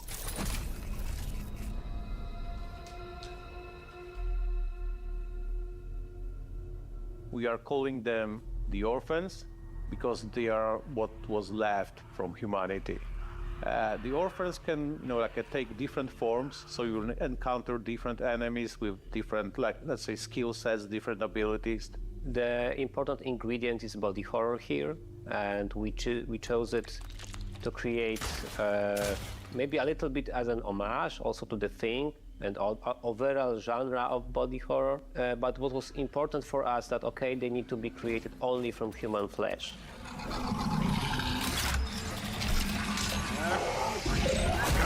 Cool. We also have some questions from our community. So, question 1. Yes, there will be letters. We love them. Clearly. Yes, and you saw one at the end of the trailer. Smart. Of course they are. Maybe. Oh. Don't want to spoil everything. You slime. You bad bastard. Yes. You can punch monsters in the face. If they stomp them. If they have a face. Because of that face, yeah. Oh, of course. Kinda. Yeah, fire, but fire is important in our game. Okay, so it's something cool. Yes, smart. It's not Marie-Curie Skłodowska, but definitely for our CGI character, Marie-Curie Skłodowska can be a role model. What the hell is that? Yep. Yes, there is, but it doesn't work like in a Dead Space. We've got our own take on combat. Okay, I'm intrigued now. It's a 10. Deep dives or not, yeah. To be honest, we can't wait to show you more about our game. And yeah, we can confirm that something about the gameplay is coming soon. So stay tuned. When is it coming? Please don't beat Near Grand Theft Auto 6. I have hope for you, and that was the shit. That was utterly terrifying. I tell you what, Nathan, I'm gonna need a cup of tea to calm down, and it's not even 3 p.m. yet. No, forget the tea. I have the perfect down, game guys. to calm your nerves, and it just so happens to be our first world exclusive. Alright, what we got? Ah. That was a banger to start with that. Yeah. Great deep dive. Okay, so where are we getting gameplay for Kronos? Another kind of cozy game? I have a long list of trailers I immensely like, and after we're done with this showcase, we are going to pretty much speed through. No, actually, I'm going to watch the trailers again, but I'm actually going to talk on them.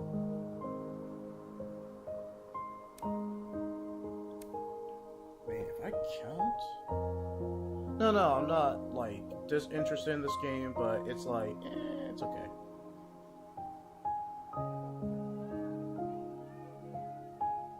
Let me see. 1, 2, 3, 4, 5, 6, 7, 8, 9, 10, 11, 12, 13, 14, 15.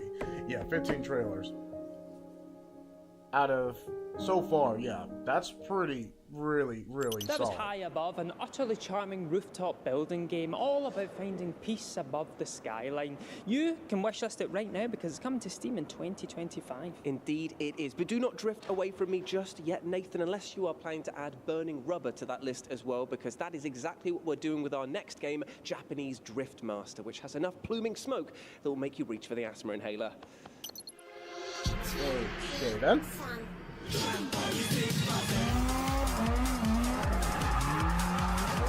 Lots of drifting. Are you sure we're not playing Tokyo Drift?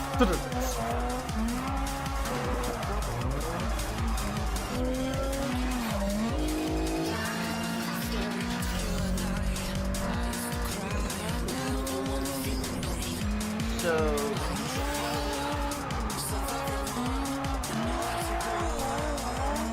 yeah, you really do drift a lot. I think that's pretty accurate on the title.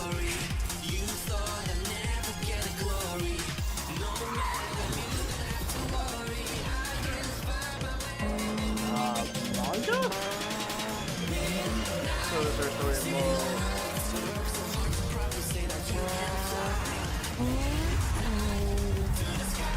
Yeah, it kind of sums it up, but is the comic book style manga part of the game, or is that just, promotion? I mean, look. Exciting stuff indeed. That was Look Japanese Drift Master that is hitting the grid on the 21st of May, and you can add it to your Steam wish list right now. Now here at FGS, we're always thinking about new ways to play, and how do you spice up an old favourite like Among Us? Well, how about with VoiceMod, an app that lets you change your voice at the click of a button. Indeed, indeed, and you are now about to witness the utter carnage when the FGS team got together to play Among Us, but everyone's voice was running through the VoiceMod app. Oof. Yeah, okay. Here we go. This is going to be great. Oh yeah. Oh yeah. Guys, I just want to say this now. I am working as a crewmate to pay for my mother's hip surgery. That's weird though, because I'm actually working as a crewmate to help pay for your mother's hip surgery too. Well, that is good. Well, she does need both hips replaced. Fair enough. I'm working as a crewmate to pay for my own hip surgery. I have a side hustle where I take money from people earning enough to pay for hip surgery. Hey guys, is anybody else working late? Because I am. Do you know why? I'm working late because I'm a singer. He really has gone bad. 7 to 14. Bruno? Unsurprisingly quiet. I've had a body. I've had a body. Oh no, who's dead? We should have known that auto-tune was out because it stopped being just like the greatest hit. Let's face it, we do all owe the traitor, props for killing auto-tune because that was getting a little excessive. So, let's ignore that one. It's hard to tell if Walkie was walking somewhere, or if Walkie was following me with murderous intent. But I was being followed for a bit by Walkie. Me and Streamer G were hanging out for a while, we were safe, and so I'm cool with Streamer G. I think right now I'm looking at Space Marine, who was, showing out the numbers. They're playing 4D chess, you know what I mean? They're not just killing people, they're also trying to mess us up. I was not with Walkie. I don't know what Walkie's talking about. I have not been hanging around with Walkie. So that was a lie. That was a massive lie. Saying that we were. Yeah. Well, maybe it was Tiffany then. I don't know. All you kills look the same. What? No, I can prove that I'm not vegan. Lost all. Also, a bit of a sexist pig over here, Walkie, or just because we've both got blonde hair. Yeah, just because we've both got feminine hair. Right, let's So who's casting the first stone? Streamer G. Have you voted? I've voted. Everybody vote. Space Marine, lock it in. Wow, Walkie got screwed. And Walkie got ejected. Oh no! Why do you make yourself so suspicious? Yeah, let's go. Okay, I've got to swipe my admin card as well. Yeah, I've got to go. Oh, that's back in. That's back. Well, you know where I was in that room? Space Marine. Okay. Oh, what a shame. I told you. Matt, we're giving Matt so many My mother's episodes, hips. it's not even funny. Nobody listens. My mother's hips. Jules is too good at this. Promise me that you'll look after my mother's hips. Oh, I will. Mate. Don't you worry about that. Oh no. This is amusing. Alright. But please get And back if to you'd the like access to the secret weapon of a whole host of new voices, then you should download the VoiceMod app now. You can even curate your own sound effects board. Oh, yes, you can, my friend. And of course, mine is fully filled up with fart noises. And yes, I am pushing nearly 40. But anyway, let's move on. Because what day is it today, Nathan? Thursday. Well, yes, but... Oh, God, it's my mum's birthday! Oh, I wasn't expecting that either. It's also World Frog Day. So it's my mum's birthday. So let's talk about this absolutely brilliant Always frog remember your management mom's simulator birthday. known Send a as text. Mudborn, which is not only cute as a button, but also supports wetland and wildlife charities, and as a final bonus, is out today! Mum, hi, yeah, happy National World Frog Day. I mean, birthday. Good save, good save. That was perfect.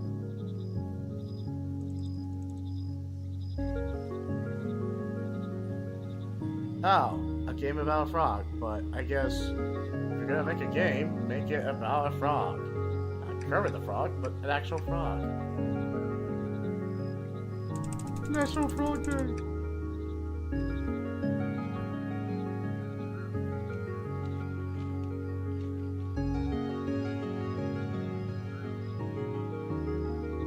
kind of Legend of Zelda-ish with this frog. So Legend of Zelda and frogs? Okay, cool. So Chronos is gonna be shadow dropping a gameplay trailer. As soon as it comes out, I'm absolutely live streaming that. I freaking guarantee you I will.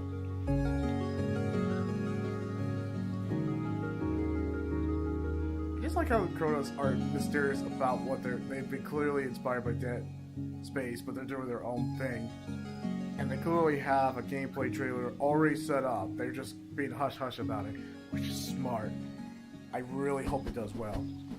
No, I'm interested in this. It's like Legend of Zelda, but with the frog.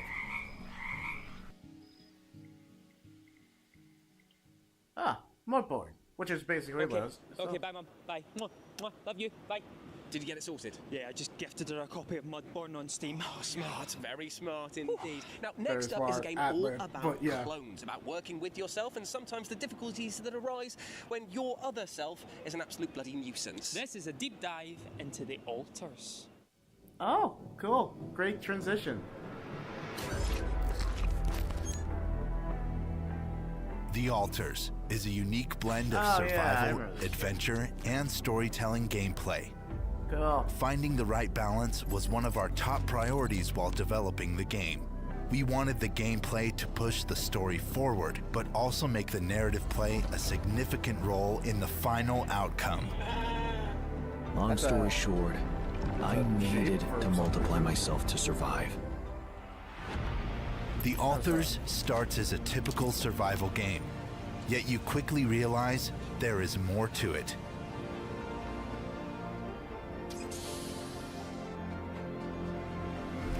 You need to create the altars for their skills, which will be essential to survival. At the same time, this means bringing new characters to the story and making the gameplay more complex. The same goes for base building. What starts as a simple task of operating a functional base turns into a series of hard choices. You are tasked not only with tackling ongoing problems and pushing the mission forward. Your altar's individual needs will also need to be taken care of. Finding the right balance will be crucial for success. Want to know more? Check out the next episode of The Altars Expedition Logs. So it's the same guy. He cloned himself to kind of like... So Mickey 17. That was The Altars, the first, in fact, of a deep dive series that the developers are doing. So make sure you check out their social medias to stay up to date on this rather fascinating looking game. Now, recently I was lucky enough to have a chat with Dimitri Logothetis, the producer and director of the upcoming Kickboxer Armageddon, because plans are afoot to turn the classic 80s franchise into a video game that will make you go Jean-Claude Van Damme. This is cool. That's the best way to do it. Oh wait, is this going to be copyright because it's actually... Well, Did he just kill that guy? The movie franchise is an iconic franchise that was started in 1989. Starred Jean-Claude Van Damme. I'm told I would never know. We're going to come out with a brawler game, right? Where you're going to fight a bunch of different Wait, is this going to be copyright because this is actually part of the movie? Boss. Please support the official release. Interact and play against each other and fight against each other. And so we've been talking about it for many, many years. And so we got together with this team called Force Multiplier. They just released their new game Carnivis about 3 or 4 weeks ago, which is an island off of Fortnite. People are really addicted to it. And I think that's their goal, is to get the same kind of addiction going for Kickboxer, the video game. So there's going to be a lot of characters that are going to be available for you to play. I think I brought in to the movies roughly 20 UFC world champions, including Mike Tyson, who was obviously oh my gosh, Mike Tyson was in that movie. We starred Dave Bautista as Tung Po in our remake, and now he's become a big movie star. There's a mine of gold when it comes to games, and certainly with martial arts. I think the most recent one, again, I think is Sifu. I think that Sifu game came out of nowhere. You know, Mortal Kombat, the part of Johnny Cage in Mortal Kombat was based on Jean-Claude Van Damme. Oh, absolutely. So are you Mortal freaking Kombat serious? Is a martial arts phenomenon. I'll be a kickboxer, you a street fighter. There's all kinds of stuff that you're going to be able to see all over the background. You know, there's a oh my gosh, that dance. Jean-Claude has made in the movie, and somehow or other we're going to have to incorporate that. Perhaps when you win. Oh my gosh, he did do that in the So movie. the name of the game is Kickboxer. It's going to be released on Steam probably in February. When Jean-Claude Van Damme was an icon back in the 80s.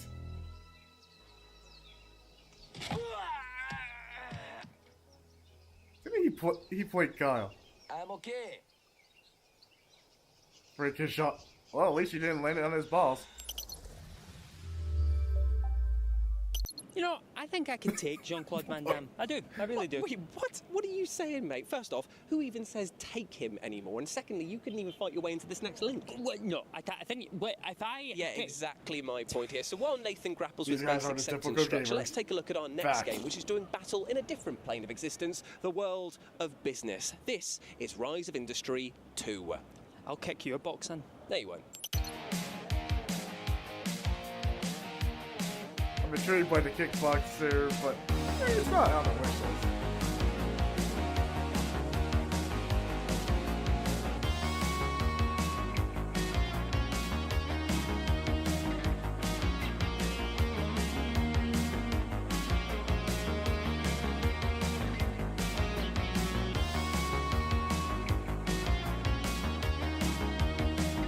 Oh my gosh, Jean-Claude Van Damme did dance like that in Kickboxer. God.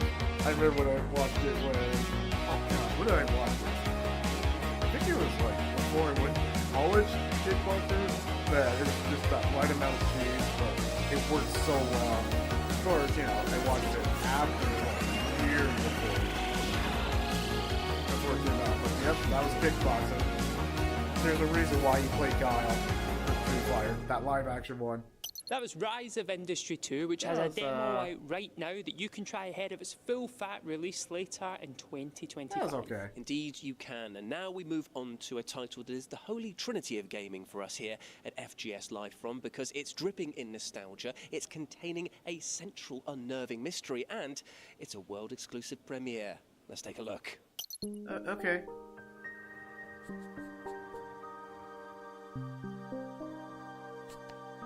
Oh, set up a tower.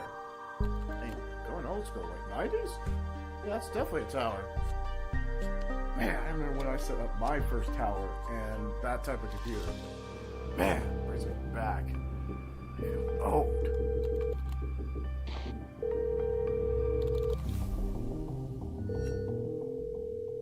Land Party Adventures. That was Land Party Simple Adventures, as and it's that. set to drop What do you mean? sometime later this year. Ah, Jules, those were the days, gaming with your buddies and then saving them from unknown horrors. I do miss it. Yes, indeed. We all And let's do. keep that cheery tone going with our next video game, which has a central mechanic that is so utterly brilliant that it needs to be seen to be believed. This is a deep dive chat with the creators of Ruffy and the Riverside.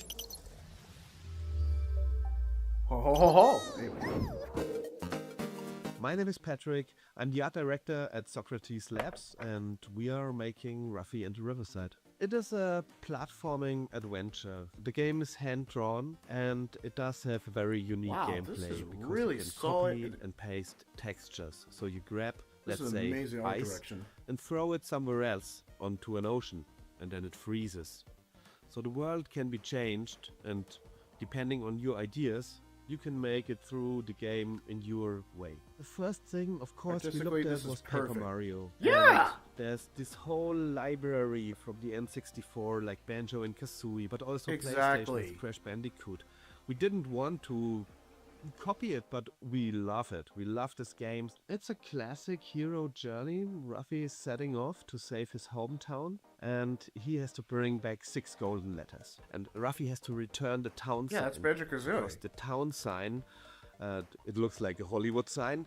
Yeah, that has been destroyed. So Ruffy has to repair the city sign in order to bring back freedom to the whole world. Keep your eyes open, because many things can be copied and pasted. I mean, we have some apples in the game, and of course blue apples are not very yummy, but if you turn them red, then they give you coins. Yeah, it's a game about your imagination, your creativity, but it's also a lot of fun. So if you love Banjo and Kazooie, and do. if you love Zelda Ocarina of Time Freaking and course I Mario do. Odyssey, then you will love Absolutely. it too. Well, I This haven't is played Ruffy it, and the but yeah, Riverside. Mario. It will come in June this year for PC, Nintendo Switch, PlayStation 5, Xbox Series, Xbox One, and on Epic Store.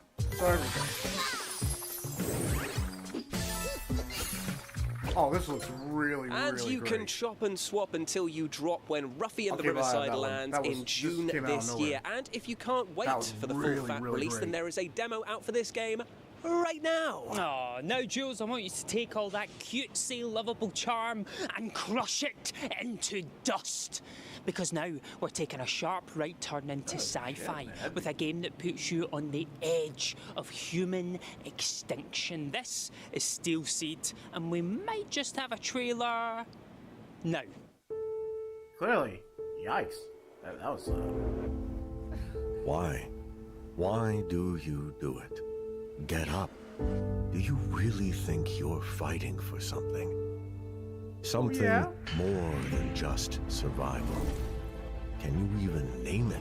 Do you truly know? Is it freedom? Truth? A father's love? You would throw away your future. Our future. For them. You must be able to see it. You must know it by now. You can't win. Fighting is meaningless. So why?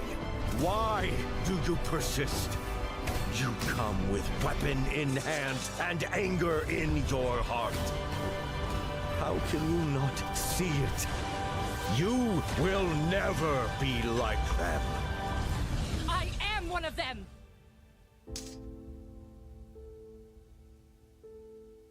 Say that the ride's okay.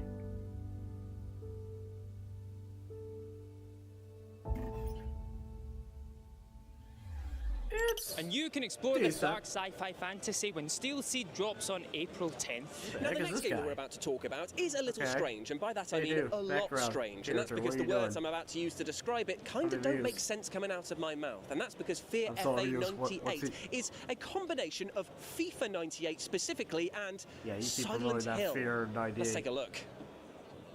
Hey, get out of here! Peggy 18. Hell no. Corpse Let him all be the hanging host. headless and limp, bodies with no surprises. The blood drains down like Yeah, the I never even devil's heard of all rain. these other We'll games. bathe tonight. I want your skulls. I Alright, need well, your I'm gonna let this play skulls. because this is a game that looks intriguing, but I'm okay. I need your skulls. Demon, I am in face I peer. See your skin turned inside out. Cause I've gotta have you on my wall. Gotta have you on my wall. Cause I want your skulls. I need your skulls. I want your skulls. I need your skulls. Whoa. Whoa. Collect the hell out of the stars and put them on my wall. Kept the heads off the hoods and put them on my wall. Whoa. Whoa. Whoa. I want your skulls. I need your skulls. I want your skulls. That was Nathan, words, please. Without a shadow of a doubt, Fear FA 98 is going to be a wild ride when it releases for Switch and PC on May 6th. And speaking of shadows and a hefty amount of doubt, let's talk about the game Shadows of Doubt, which is about to receive a brand new update. Here are the developers at Cold Powered Games to tell you more. Killers always leave a trail. All I gotta do is find them before they kill again. So I'm Cole Jeffries, I'm the lead developer on Shadows of Doubt. Shadows of Doubt is a first-person open-world stealth detective game. Basic concept is you have a city full of citizens who go about their daily lives, and within them somewhere is a serial killer, and it's your job to track them down. Gives you complete player agency to go about being a detective how you see fit. So you could be like a drunk detective, or you could be like a by-the-book detective. You could be a good cop or bad cop. You can pretty much do what you want. You don't even have to solve the case. You can go around stealing things. The main I think attraction for people is that you can live in this sandbox and kind of be in that world. It's almost a bit like role-playing a detective. You can kind of choose your path. So we've got some exciting new updates coming to Shadows of Doubt this year. We've got 3 different content updates, roughly spaced out throughout the year. And the first one is going to bring you the player's ability to smoke. We're adding improved player agency through them being present in CCTV footage. They can set their passcode for their computer. Not this trailer, but little Easter egg trailer for this one. Additions, like a new kind of side hustle. So it's something our writer came up with, and we didn't quite manage to include it before launch, but it's a kind of side job where you can collect shoes from citizens.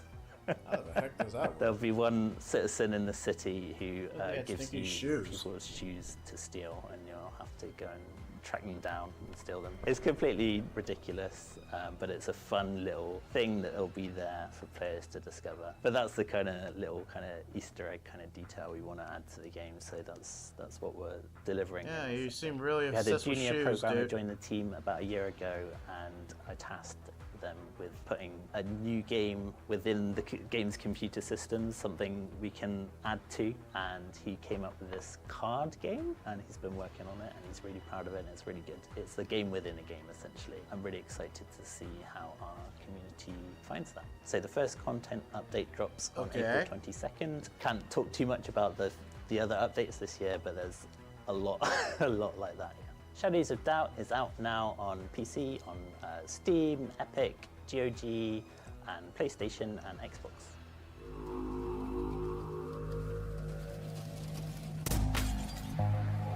Exciting stuff there for Shadows of Doubt fans, because that brand new update comes to PC and consoles on the 21st of April. Now, as a vegan, hold your booze. I enjoy the benefits of a fruit and veg-based lifestyle. However, upcoming game Arcus Champions is making me think about things in a slightly different manner, because here, fruit is deadly weaponry. Banana, get down! Oh, sorry, I thought you were saying something about fruit ninja. Now, this is the law of the jungle. Oh, gosh. But I'm rolling with it. True as the scar. The eye that shall keep it might prosper, but the eye that shall break it must die.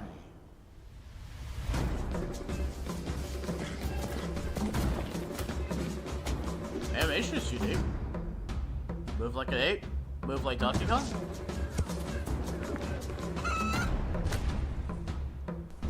Don't you mean go bananas?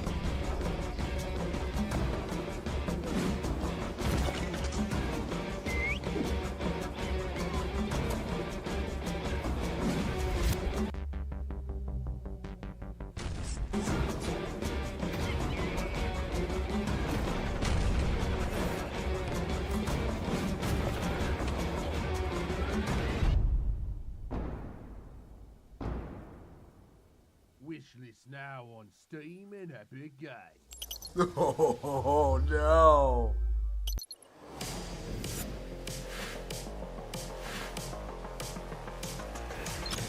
Oh, Hades 2! When is that ever coming to consoles? Seriously. Like, I'm in. I love Hades no, not like Hades, like, no, Hades 1 is amazing. Wait, Final Fantasy 10? Wait, these are all the games from pretty much Twitch.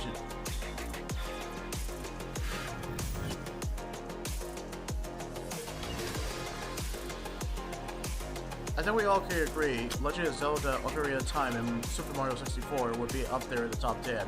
Absolutely. I'm not gonna actually do this.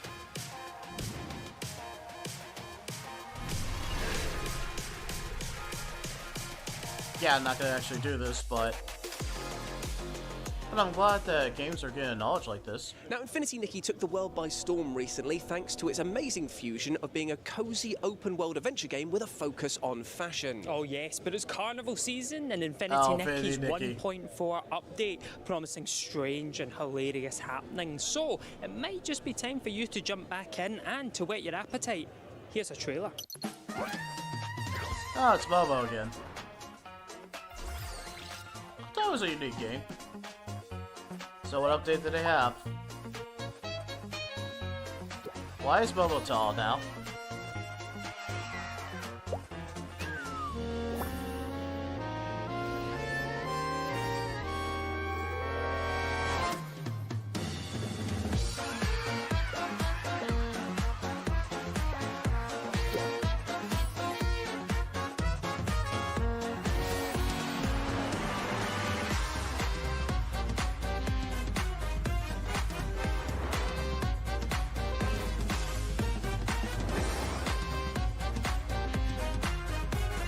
Not on the bingo card of Momo being like a Slender Man or just blanking like this.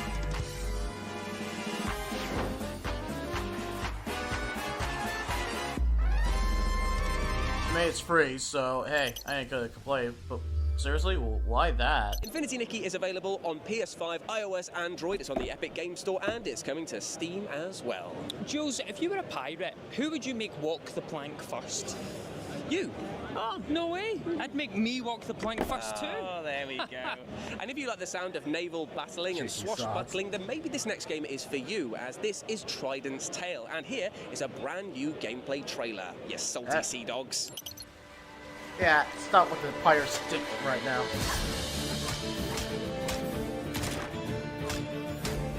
So, Pirate Genshin Impact?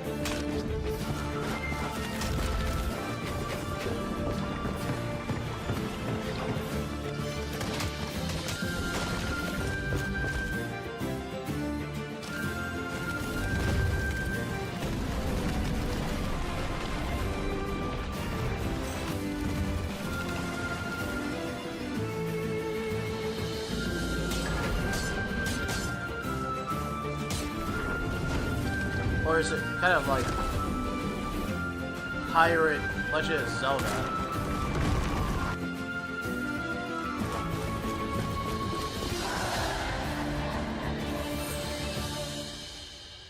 Yeah, it's kind of like Pirates Legend of Zelda.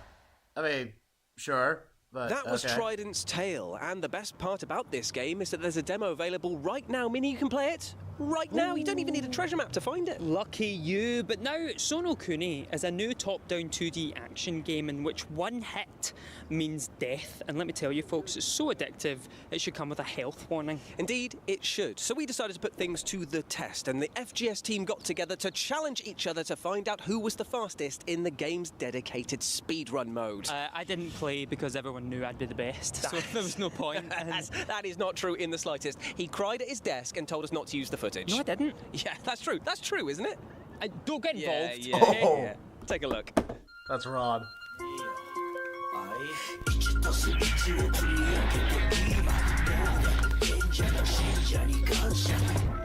Sono Kuni speedrun.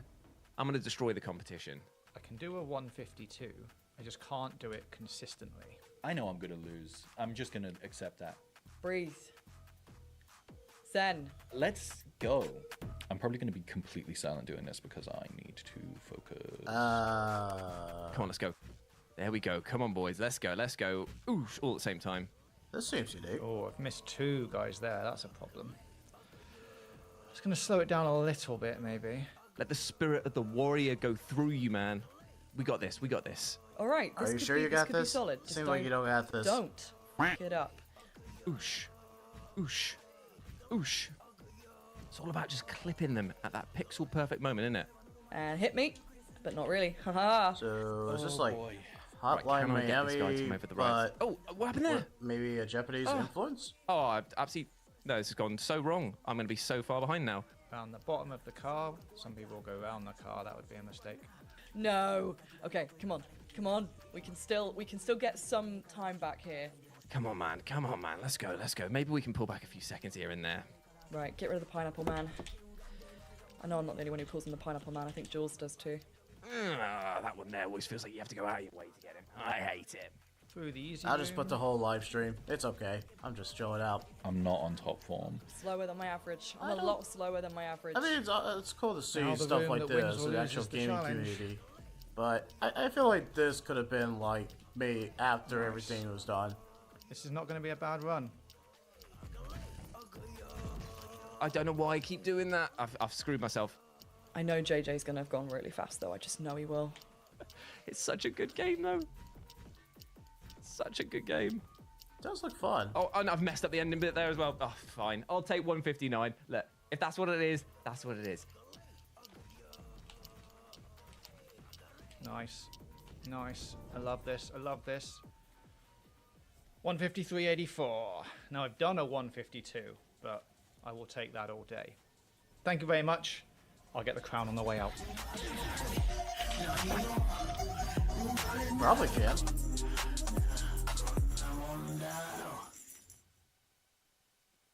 So that was Sono Kuni. That's a thing. It's brilliant, and there's a demo available right now for you to try. Now here's the thing. We all love good management games, right? Oh, yes. And if there's one place that needs a lot of management, It's hell. It's hell, exactly. Yeah. The Deadly Path is a management roguelike strategy simulator in which you're in charge of the underworld and the gods of the Dread Pantheon are your bosses. Oh, I bet you they're still easy to deal with than our bosses. Oh, I bet you our bosses are nightmares. Wait. Sorry, boss. Yeah, love you too. Love you, boss. Bye. Please don't fire me. Greetings, penitent. Seek ye glory through the gauntlet of dread. Challenge awaits upon the deadly path. That was kind of B-list. Yes. Very B-list acting.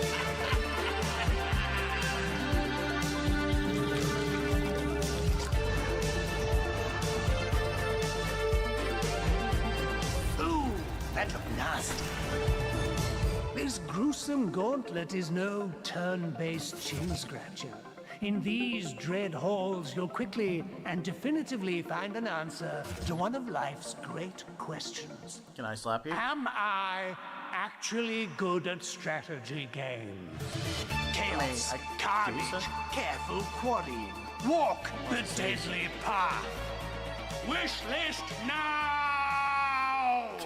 And if you want to have a chance at managing hell, then you can try the Deadly Path when it drops for PCs on the 25th of March, and you can wishlist the game right now.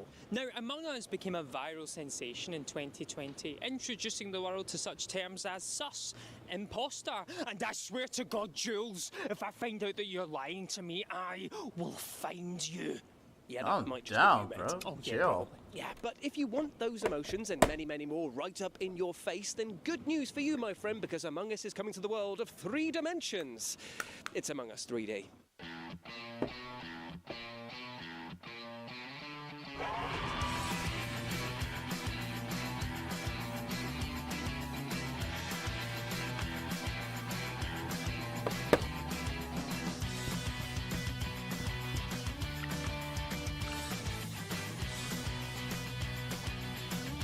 Yeah, my headset was dying, so bigger, big, old-fashioned way.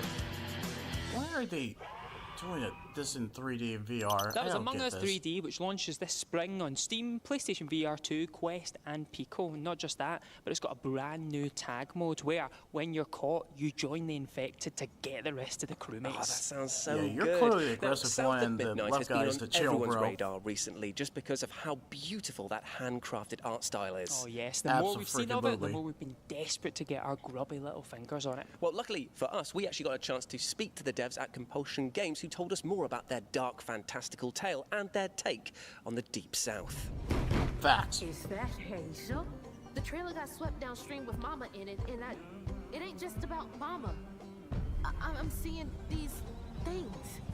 Hello, I'm Whitney, and I'm the art director at Compulsion Games. Hey, I'm Zaire, and I'm one of the writers at Compulsion Games. Right now, we're working on South of Midnight. It's a third-person action-adventure game set in a folkloric version of the Deep South. Hazel is our main character. She's kind of in this weird liminal space between, like, you know, you're a kid and you're becoming an adult. And she's not a superhero. She's a pretty normal kid, and she just is ultimately trying to find her mom. That's her main goal in the game. Well, it's like this, see? Our world is made of strands all wove together. Now, when something terrible or unnatural happens to a creature, the strands get all knotted. We thought it was good to not have like a chosen one. We like the idea that anyone could be a weaver. It's something that like the land will choose for you when you're in like maybe a time of deep need. And so Hazel, as she's running after her mom's trailer in the hurricane, the land chooses her, and it's just kind of at random. She just kind of blinks and you can see the strands like in the sky and stuff, and it's pretty cool.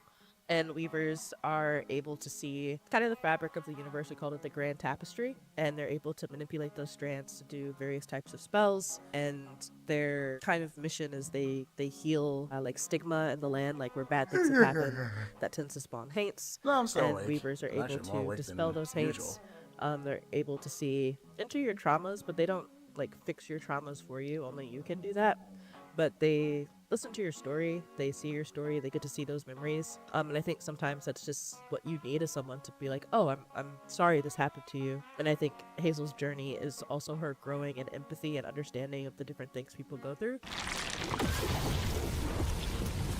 Hope the combat really Weaving delivers. and textiles is super prominent in the Deep South, and we liked that it's sort of a feminine craft.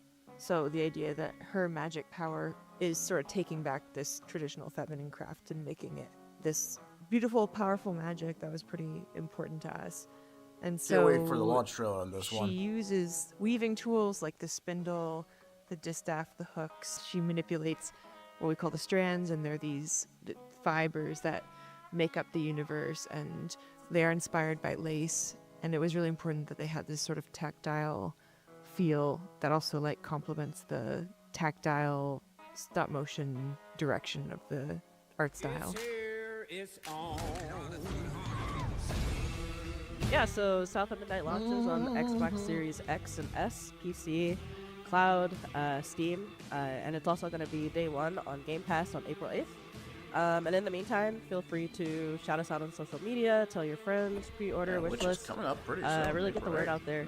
Thanks for watching, and I hope really you cool. enjoyed the rest of the show. You really don't have much longer. And you 2 do weeks? not have to wait that long, pretty, my actually. friends, because South of Midnight is set to drop for Xbox Series X and S on the 8th of April. But coming up next, we've got a game that's very special. It's the first of its kind, an open-world mascot management crime drama. I cannot wait. I've been waiting years for an exact genre like this. I know, haven't we all? We've got a brand new trailer for you featuring some new characters that have been designed and painted by some very special guest collaborators. Painted? Oh, yes.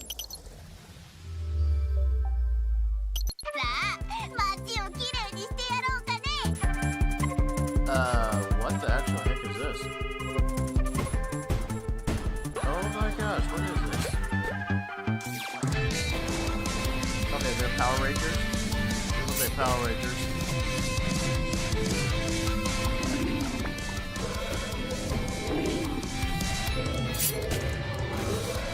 This is so...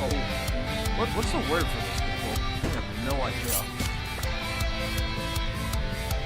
Are we sure this game wasn't made by Suda 51? Like I said, are we sure this game wasn't made by Suda 51? Or Hideo Kojima? Promise Mascot Agency.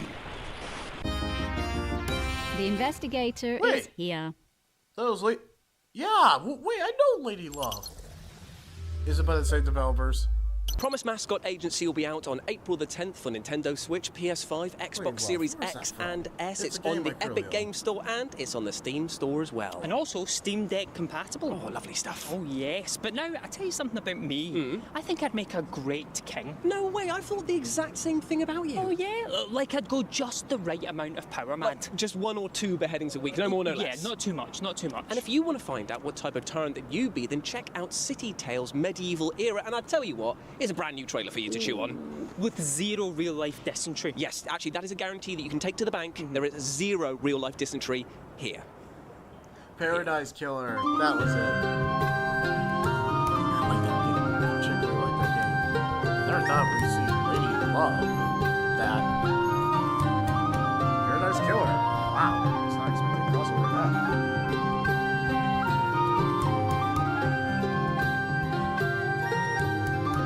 There's a lot of flutes.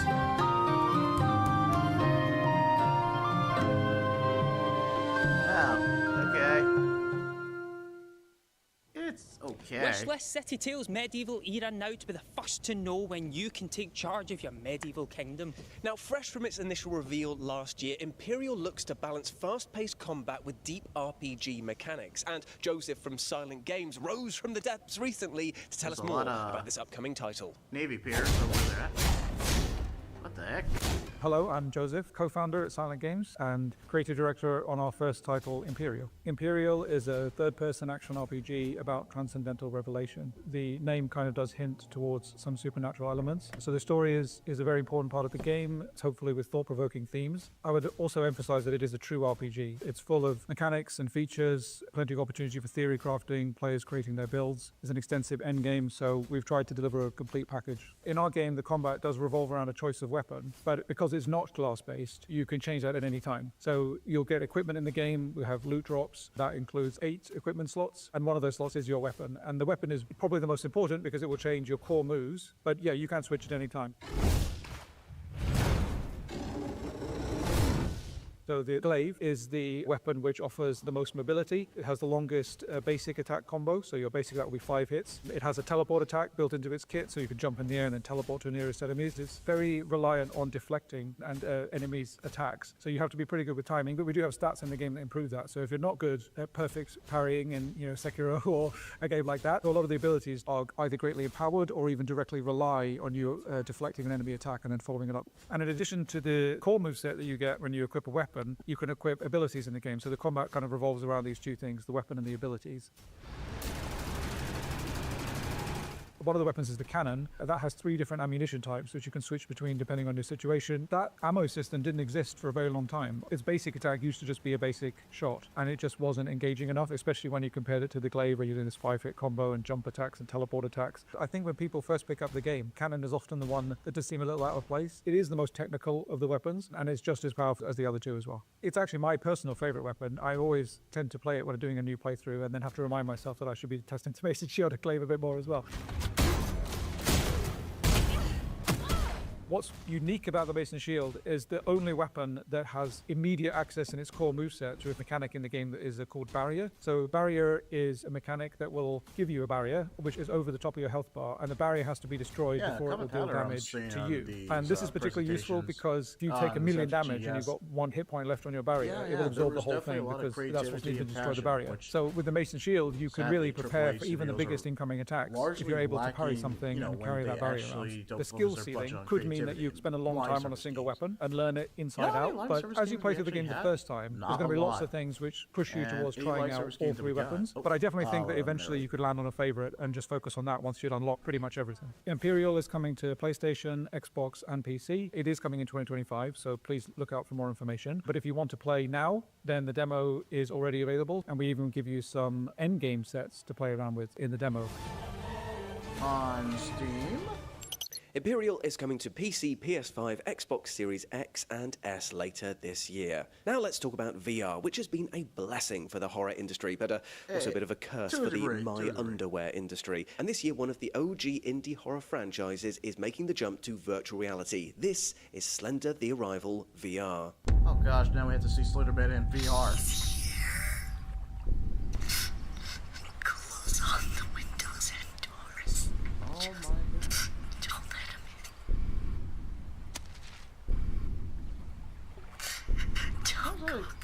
He's out there. I need to hide.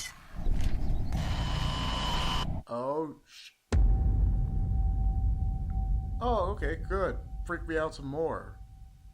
Man, I have this. Slender: The Arrival is set to launch this spring and come into PlayStation VR 2, Quest and Steam, so get ready to rip that headset off in terror. Now, let's talk nuclear disasters and how one of these has affected the north of England, turning it into an irradiated wasteland, which some may actually call an improvement. And I can say that because I live there. Set in an alternate timeline, Atomfall's unique take on the open-world RPG is so good, you won't even be thinking about that other franchise that starts with an F. Oh, you mean Fallout? I said not to say it! Oh. We had a chat with Rebellion all about it, so you go have a look at that while I have a word with him. Sir, you have got to start using these, mister, yeah? Okay, I'm irritated by these guys. Not irritated no Norwegian for English, but they're pretty liberty. Oh, wait. Hello, my name is Richard May. I'm the lead programmer on Atomfall. We're calling it an action survival game, so it's not an out-and-out RPG, but it has RPG-like elements, there's survival elements, and there's shooter elements. So it's going to appeal, hopefully, to a fairly broad audience, experiencing the apocalyptic events after the real-world wind-scale fire of 1957, but with a kind of alternate history twist. So we've taken a uniquely British twist on the apocalypse. So we've got people living under essentially a kind of quarantine protocol. So it's all for their best interest, but it is somewhat oppressive, shall we say. We leave you to your own devices. You're not told to go in a particular direction. We give you a set of leads which you might want to follow, but ultimately it's down to you as to what you do, who you interact with in the zone, who you become friends with, and ultimately who you kill. You can kill anyone in the game if you want to. I'm not saying you should, but you can if you want to. Gosh. You see quite often games where you have an unkillable quest giver or something like that. I mean, we were desperate to avoid that where we could. So yeah, it's been a challenge. I think we found a good balance that allows you to have that freedom and still experience an interesting story. So we hope that will give people a sense of freedom that they wouldn't normally experience. Depending on the direction you go at the beginning, you should have a different experience. There are different factions within the game that you can cozy up to. I wouldn't say become friends with exactly, because none of them are particularly friendly. But yes, you can make friends or enemies as you like in the game. And so hopefully people will experience something different every time they play. It's inspired by classic British sci-fi and a lot of other exciting things from that kind of time period. So we've got giant robots stomping around the place. We've also got folk horror elements, which you might see something that looks a bit like the Wicker Man in the background. And there's loads of little Easter eggs and tidbits that we've sort of taken from British sci-fi and media over the years, so there's loads to discover, and I hope people enjoy finding them. I have to say the cricket bat is still my favourite weapon in the game. He's a I smart hope people lad. have a lot of fun with that. And there's some little achievements you might earn if you use it as well, so look out for those. It does also have a certain amount of the Rebellion DNA in it. The Atomfall world is almost like a giant Sniper Elite level, where we're taking this sort of sandbox gameplay of the Sniper Elite series and expanded upon that to give you the freedom of the world. Yeah, Atomfall's coming out on the 27th of March on all platforms, including Game Pass. I hope you have a good time playing it.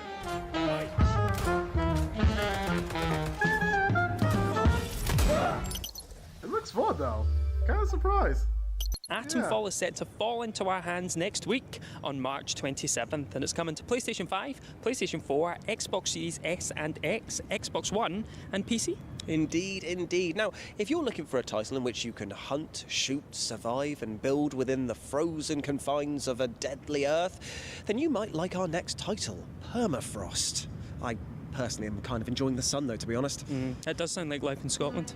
Yeah, it does, actually. Kill that too. What? Okay. What throws the dice on the icing? Join that fly.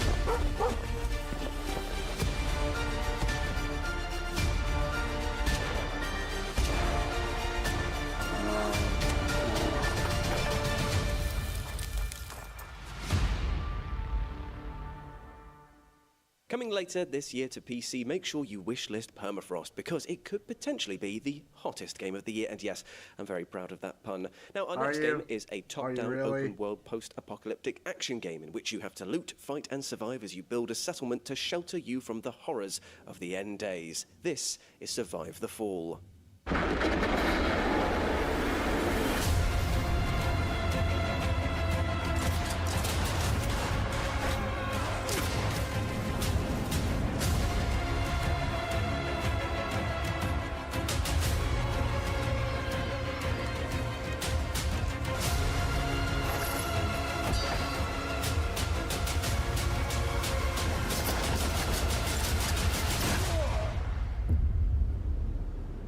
Survive the Fall is out for PC later this year, and let's be honest, probably good research for the next few years of life on Earth. Yeah, but I don't know about you, mate, but I absolutely love walking.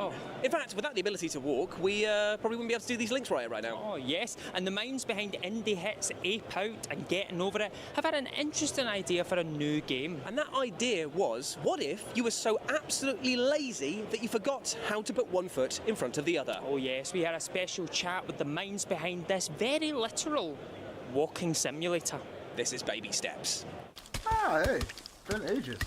Baby Steps is a game about being a 35-year-old who lives in his parents' basement, who finds himself mysteriously transported to a mystical realm where he has to hike up a mountain in his bare feet. It's a physics game where you control your feet directly. You have to manually take every step. There's no fast travel. Life is hard.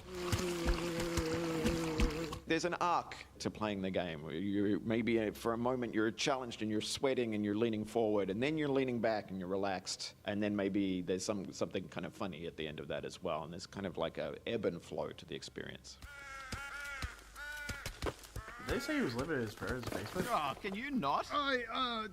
It's just I didn't. Yeah, let's go back in time to when you didn't. No, I was just trying to catch it with my.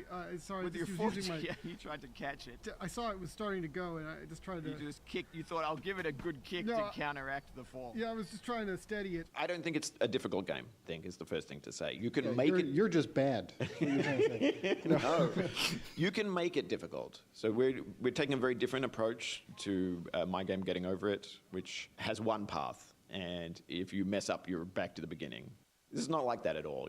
Really kind of achievable set of paths that are very sort of safe and more or less easy. And we're constantly tempting you off that and inviting you to try something that's a bit more difficult, but on your own terms. And if something that's optional seems like it's too hard, you just don't have to do it. Also, just because it's an open world game, a lot of the time when you fall off something, you're falling into a part of the world you haven't been to before. We try to design the world so that when you're losing progress, you're not just back where you started. You don't have to do the same thing again. It's putting you on some other path. Okay, tree. We've done a lot of work from an aesthetic standpoint to make it so that falling is enjoyable, so that there's rich aesthetic experiences you're having as you're sliding down a mud slide, as you're losing progress. There's cool stuff that's happening, and there's a lot of richness in what failing feels like in the context of playing this game, and it's enjoyable. The purpose of games is not just to blindly succeed. Yeah. And part of what we're trying to do with this game is to make the process of not succeeding enjoyable. Hopefully funny as well, yeah. It is pretty funny.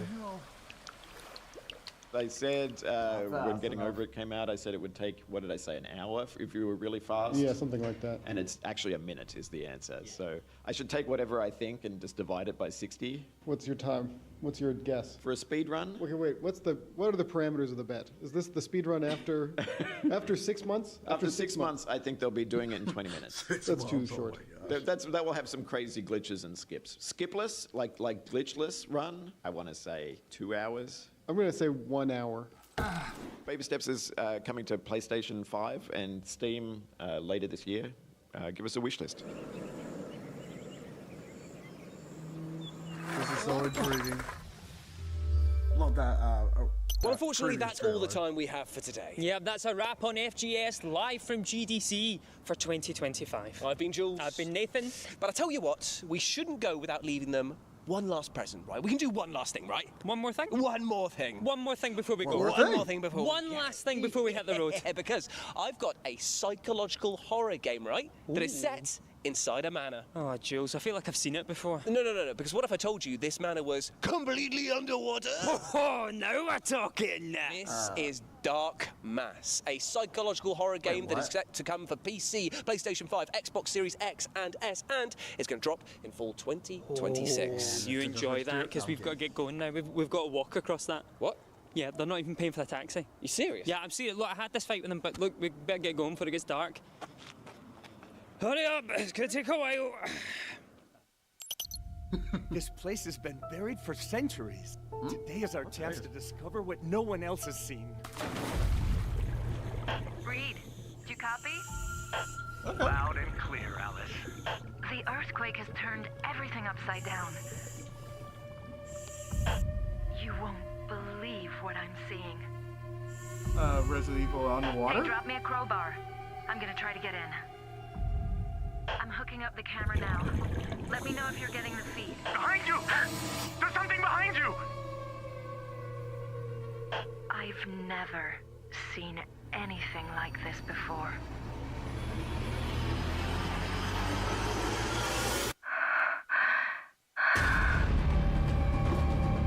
What was that?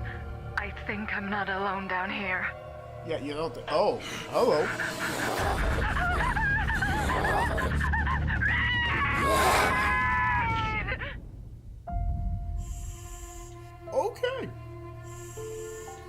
I am more intrigued than ever. This was just Shadow Drop. Oh, and it's over. It is absolutely over. Wow. Okay, let's just end it like that. And let's take a little bit time to decompress. Is this one of my longest stream? Yeah, you better believe this is one of my longer stream. Up to 3 hours. And you know what? That would pleasantly surprise me too. I was not expecting that at all. I will give that trailer a 9. In terms of the last reveal, this one was Shadow Drop, but it was intrigued Shadow Drop. I actually like that one. But the only thing why it doesn't get a 10 on that trailer, the very, very last trailer, is because they only did a cinematic trailer, but they didn't do a gameplay trailer. We have to see an execution. So it's basically Resident Evil, but underwater. That's intriguing in itself. So do you get guns, or is it pretty much the lack of oxygen that's the fear factor? Or zombies underwater that can move fast? So intrigued. Okay, so in terms of like the future game show, spring showcase, I give it a 9 out of 10. I think it was actually, there was a plethora of games. There was a insurmountable, is that the word? Insurmountable amount of, man, that's not the word. There was a lot of them. There was plethora of indie games. So many indie games. Not really a lot of AAA, but you know what I also... My only negative was when it was really the second half, not really the second half, there was only 2 segments. Whenever they were doing like gameplay footage of Among Us and that other game that I forgot the name of, not bad, but it took away from the video games, and I feel like those 2 footage could have been saved for the Game Awards. When basically the guys were playing a session with their friends and all that. I mean, yeah, it's cool to see that, but that could have just been a separate live stream. I don't think that was necessary. That's really my minor nitpick. And what other thing was there a nitpick? I think that's it. And I guess you could say that the 2 other people, the 2 guys in the second half, they're not as like, they don't carry the star power like Nolan North and Jennifer English.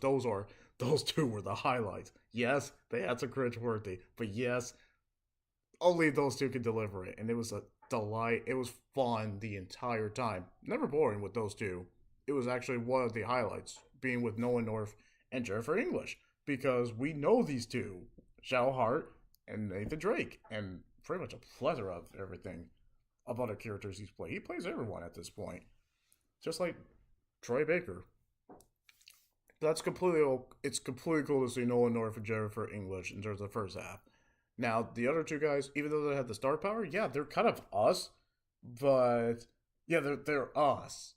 And it was still fun. It was still fun with the second guys, but they just don't carry the star power and just hanging with the 2 people we have heard in video games for decades. Well, except for Jennifer English. But they were still fun, and were their lines more cringe? Like, slightly, but not bad. Yeah, it was cool hanging with them. I just don't think they just had the star power, or just like, they were the guys. Not like Nolan North and Jennifer English. Yeah, so I think that's a minor thing, but no, they're still cool to hang around. Now, in terms of the positive of the notes I made, let's face it, it was definitely a plethora of indie game trailers that I particularly enjoy. I can tell you I found like 16 trailers that just absolutely, like, my jaw was dropped. I was like, yeah, these are pretty solid. So in terms of future game show, what I very much appreciate, indie game developers got their time to shine. There wasn't a freaking commercials. There wasn't any promotion or just kind of like another celebrity. No, these were first and foremost about video game developers. And there was lots of creativity. There was lots of passion. There was games that were clearly made from the heart and soul of the developers, and you could tell from the game development. AAA, they kept that to a bare minimum because they just didn't have anything. Anything like AAA, no, they absolutely didn't have. but it's okay for what they got to show, like Reanimo. It showed the AAA stuff that we wanted. I don't know if Chronos, the New Dawn, don't call me on the title on that. I don't know if Chronos is a AAA, but man, it's in all the right notes. So whatever AAA they gave us, it was pretty much gold and very solid additions. And you know what also I appreciate? No, barely 80 live service games. There was barely. And if they did show live service games, they were interesting live service games.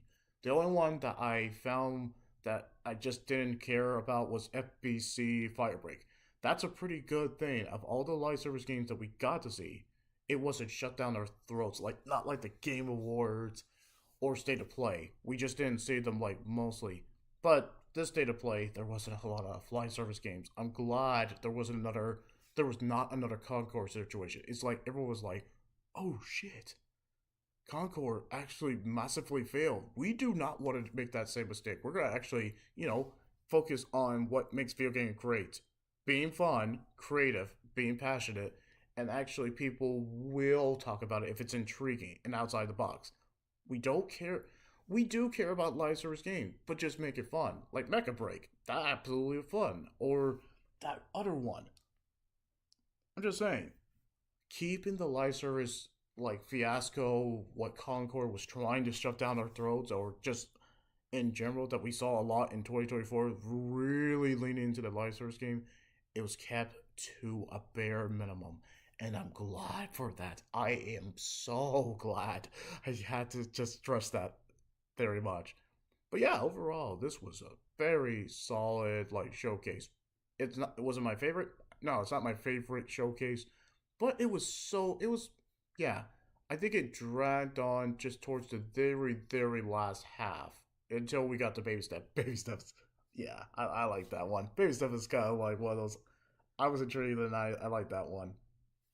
But yeah, overall, the quality of that, it never dipped. It only just dipped just towards the very end. But that's pretty great in terms of what they gave us. I think they could have maybe shaped out the VR games, like the Among Us VR or Slender, the Rival VR. I think they could have just saved that for another showcase. But overall, gave us a good amount of indie games that I was actually intrigued about, and gave us a lot of AAA games I was intrigued about too. Now, I actually want to watch the trailers because, it's my channel, and also I really want to talk about the trailers that I particularly enjoy. I made a list of it, and give me 1 second. Yep.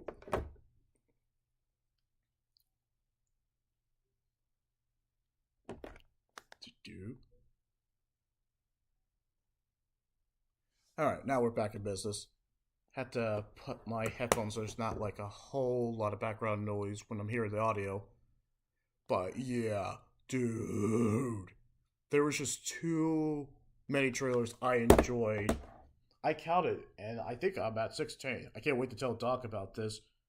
Games that I saw in State of Play before, or just even that made the Game Awards, like Mecha Break and Metal Eden. I was actually more invested in Metal Eden this time. But you know what also was a highlight that the Game Awards 2024 also did too? They brought back 2 franchises that we haven't seen for decades. System Shock 2. That's my dad's game. Dad told me about BioShock was inspired by System Shock. I absolutely agree with them. People fight me on that. He told me that BioShock was inspired by System Shock. Completely fair, because System Shock came out before BioShock. And he's not wrong. It absolutely looks like BioShock is actually inspired by System Shock. We really think about it. But you know what the other one that was such a highlight that I was not expecting them to end with the first half? Painkiller. Oh, I absolutely know what Painkiller is. I never had a chance to play it, but man, I am very much... Painkiller is kind of like that Doom, but with the regular Doom, but fighting in hell, but with pretty much badass weapons. I am very much aware of Painkiller. So is this kind of taking the Doom approach, just doing a modern spin of it, and now you can play on co-op? I don't know if my wife will play this one, but I will certainly play it. Guys, obviously I'm a Doom fan, because I played the 2 new Dooms, and I played the old school Doom. So, obviously, Painkiller just hits scratches that right itch. Okay, cool. So, let's actually watch the trailers I enjoy too. Alright, hold on a minute. Yeah, but overall, this was a fun lineup. I was actually very impressed. And, of course, I liked a bunch of videos. Not these videos. Alright, so let's go to the Mael trailer and just watch it just a little bit. I think it's the Mael. Jennifer English was like, hey, I'm in this game too. I was like, aren't you in Titan Annihilation? So you're just pretty much as busy as Ben Starr.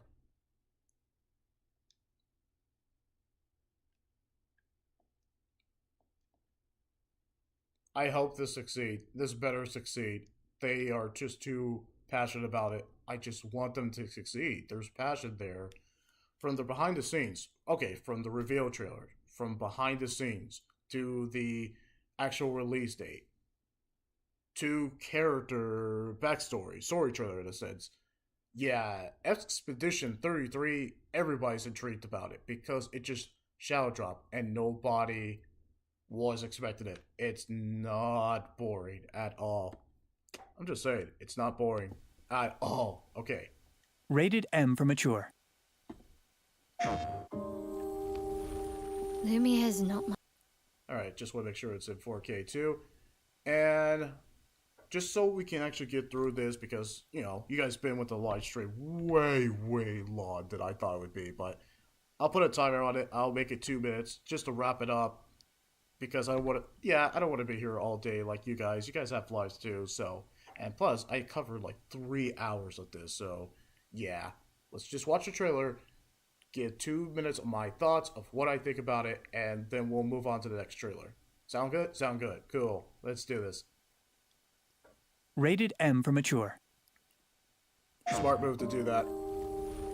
Lumia's not my home. Not the way it is for you. Having second thoughts about the expedition? Please. I'm more ready to go than you are. The rest of us only have a year left, but you've got 9 good years before your Gamage. You don't need to leave yet. 1 year out there is better than 9 years in here. The dance begins. En garde!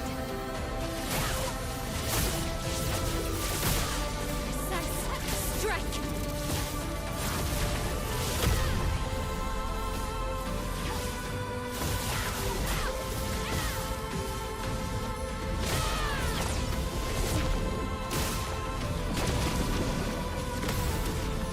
Finesse and grace.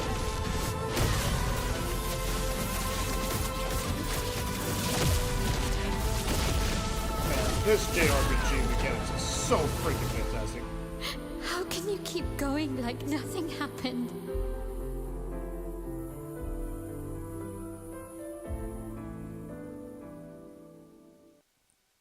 Oh man. Oh baby. Yes. Yes. Alright, let's do the timer. Alright, so if I have to sum this up in 2 minutes. Alright, so the presentation's fantastic. Voice acting by Jennifer English. Yeah, she can hype all this trailer all she wants, but she deserves it. Yeah, she is giving some Oscar-worthy performance along with Charlie Cox, even though, yeah, the whole brother-sister relationship is there. You got that chemistry. Charlie Cox and Jennifer English, yeah, they're going to be the highlights of this. Music's fantastic. The JRPG mechanics is phenomenal. And just from what they haven't given us a whole lot. They only give us the mystery. We need to play the game. Oh no, the premise of basically a Patronus pretty much wiping away people based on their age is such a hauntingly terrifying thought, but it's executed so well in Expedition 33. But yeah, having Jennifer English take on Mael with her voice acting is just pitch perfect. It's so perfect, yeah. But overall, yeah, I'm very excited about Expedition 33. I'm glad that it just got shadow dropped in terms of just out of nowhere, and people are just giving it critical acclaim. I hope it does extremely well. 10 out of 10. Absolutely 10 out of 10. Yeah, there's nothing more I can say. I'm hyped for it. I want them to succeed from a new studio that we never heard of. I want them to succeed. Yeah, of course I'm biased. I'm a JRPG enthusiast, RPG enthusiast too. So of course, naturally, I'm gonna give them all the acclaim. I'm gonna give them all the respect, and I want them to succeed. I want them to succeed because I want the RPGs and JRPGs to take the standard and just evolve with it. Yeah, this is what you want outside the box. All right, that's my 2 minutes. Awesome sauce. Let's move on to the next trailer. Yeah, I mean, there's nothing more to say about it. It's a pitch perfect trailer. And if they keep doing if they do character trailers like this, like, just not besides Mael, Charlie Acosta's characters, and they just keep doing it, I am all on board with that. These are fascinating characters. You best believe you should deep dive them.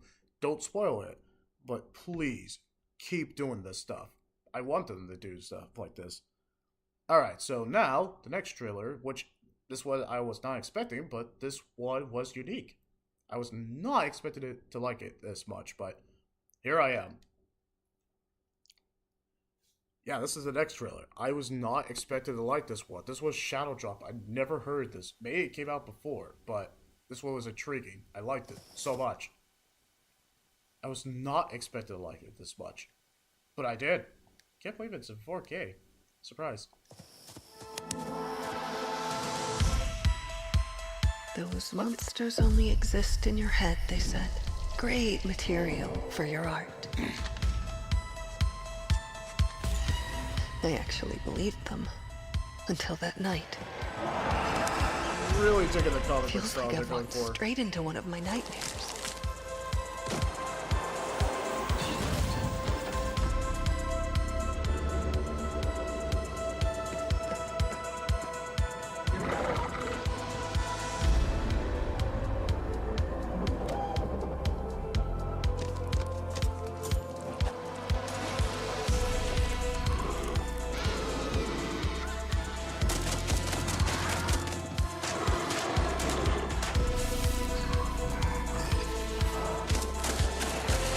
Seriously, the comic book style really works.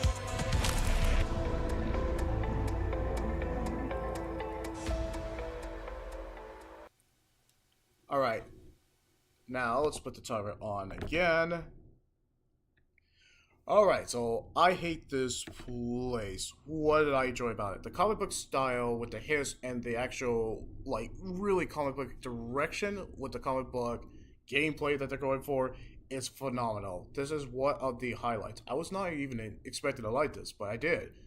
I don't know what to think about the voice acting yet because it's too early to tell, but for the gameplay that they're going for, from the, I don't know if the narrative will be good, but in terms of the atmosphere, presentation, comic book style, the gameplay, that actually does seem unique and very, like, snappy. Yeah, I hate this place. No, I'm not actually saying I hate the place. But yeah, I give it a 9 out of 10. It is a very...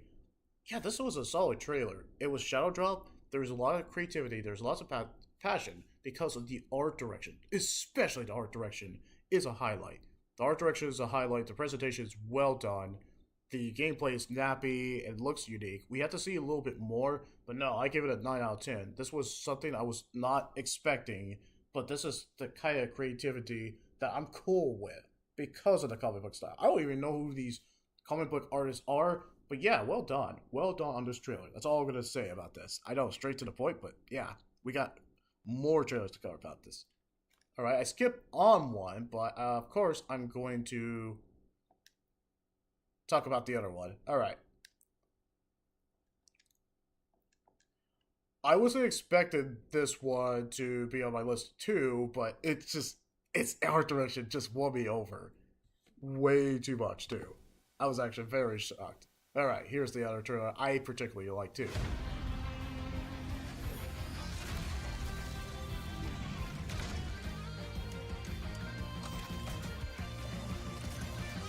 Yeah, this is the type of 3D animation and sandbox, or sorry, JRPG that just really works.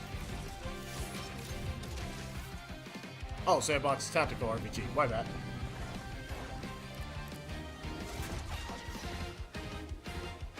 This is freaking cool.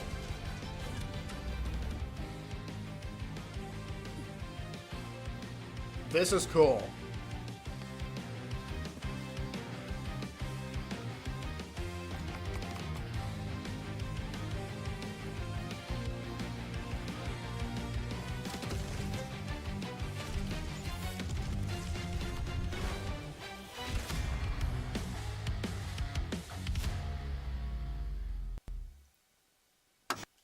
Hold on.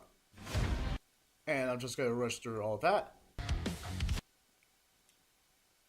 Alright, so the next game on the chopping block. Oh, wait. Gotta turn on my timer. Gotta be consistent. Here we freaking go. It's art direction. Yeah, when Noah North and Jennifer English was saying that this is pretty much a treat for Shonen anime fans, they were right. They were so right. Straight up, this gets a 9 out of 10 also. Gameplay looks phenomenal because it is classic anime, shonen anime, or just anime direction done well. This is like 110%, 200%. This is some crazy art direction. Even if the story, it doesn't hit. I just like the art direction in terms of what they're doing with this anime-esque direction that they're going for. Art direction is phenomenal in this. And the JRPG, or I guess the turn-based style gameplay looks very fantastic. I don't know what to think about the music, but we'll see where it goes. Because I'm curious about the music, but yeah, Nitrogen Omega and it seems like the characters are going to be likable, maybe relatable. We'll see how this goes. I'm curious on what the story will be, but from what we got, presentation, especially the art direction, it's that 3D anime that we've been seeing a lot more lately, but done right. It's not cringe. It's not awkward like Berserk 2016? It's just that right amount of animation done in 3D, but done in the right way, with very sandbox-statical RPG that's very enticing for an RPG enthusiast like me, and just like characters that look relatable, and I want to see where they go. I want to see where the story goes. This is on my radar, 9 out of 10. Now let's move on to the next one. Alright, so in terms of the next one. Okay. This might not be everyone's cup of tea, but this won me over too. I wasn't expecting to like it, but it won me over. I was not expecting to. I was like, but I wonder how many people call this woke DEI. I was like, this doesn't look woke to me. This doesn't look like DEI. This looks like the developers were actually passionate about this one. Here we freaking go.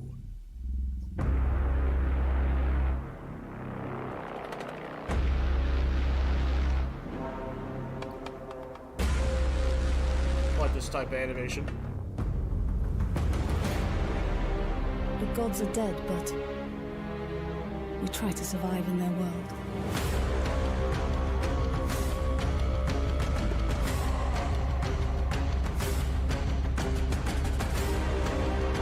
I think this Metroidvania was a smart move for this type of style, or this type of game.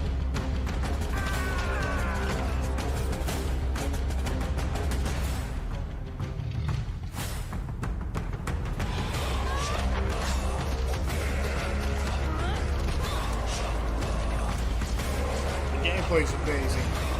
I actually want to play it.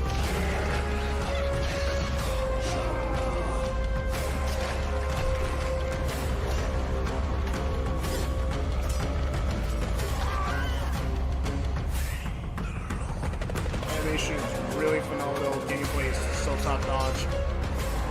Boss fights look insane, but in a very phenomenal way.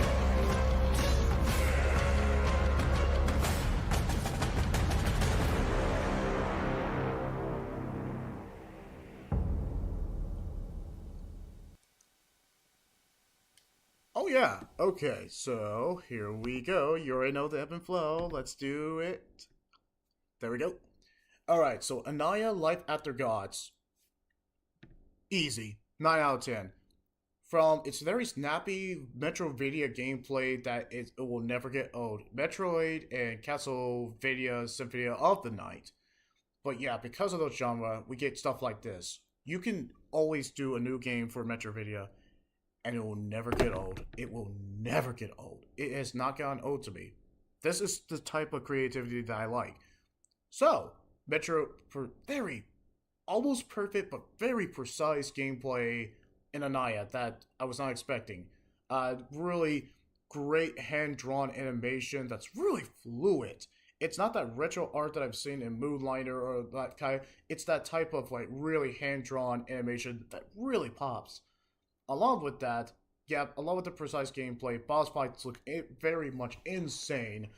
It's too early to tell with the story, but even if the story doesn't hit, as long as we had some sick boss fights, it looked like the boss fights are going to be so supremely creative that I'm going to be like, oh my gosh, this is so freaking cool.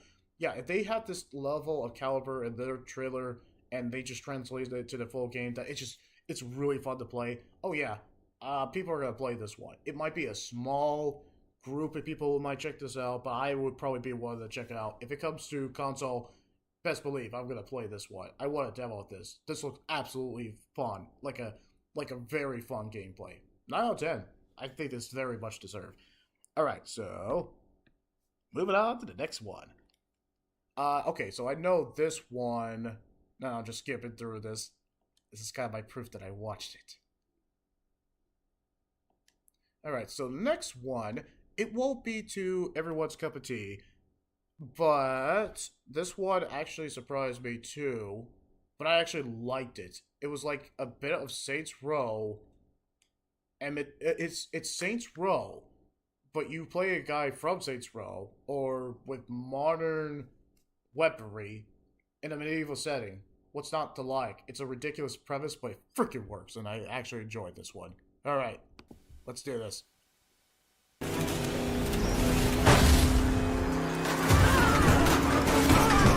Hello, I'm Ian Fish from Redemption Road Games, makers of Road Redemption and the upcoming Kingmakers.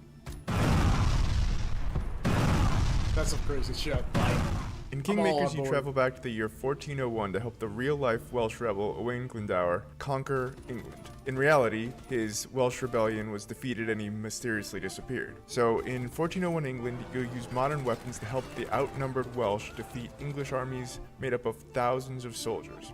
And everything in Kingmakers is real.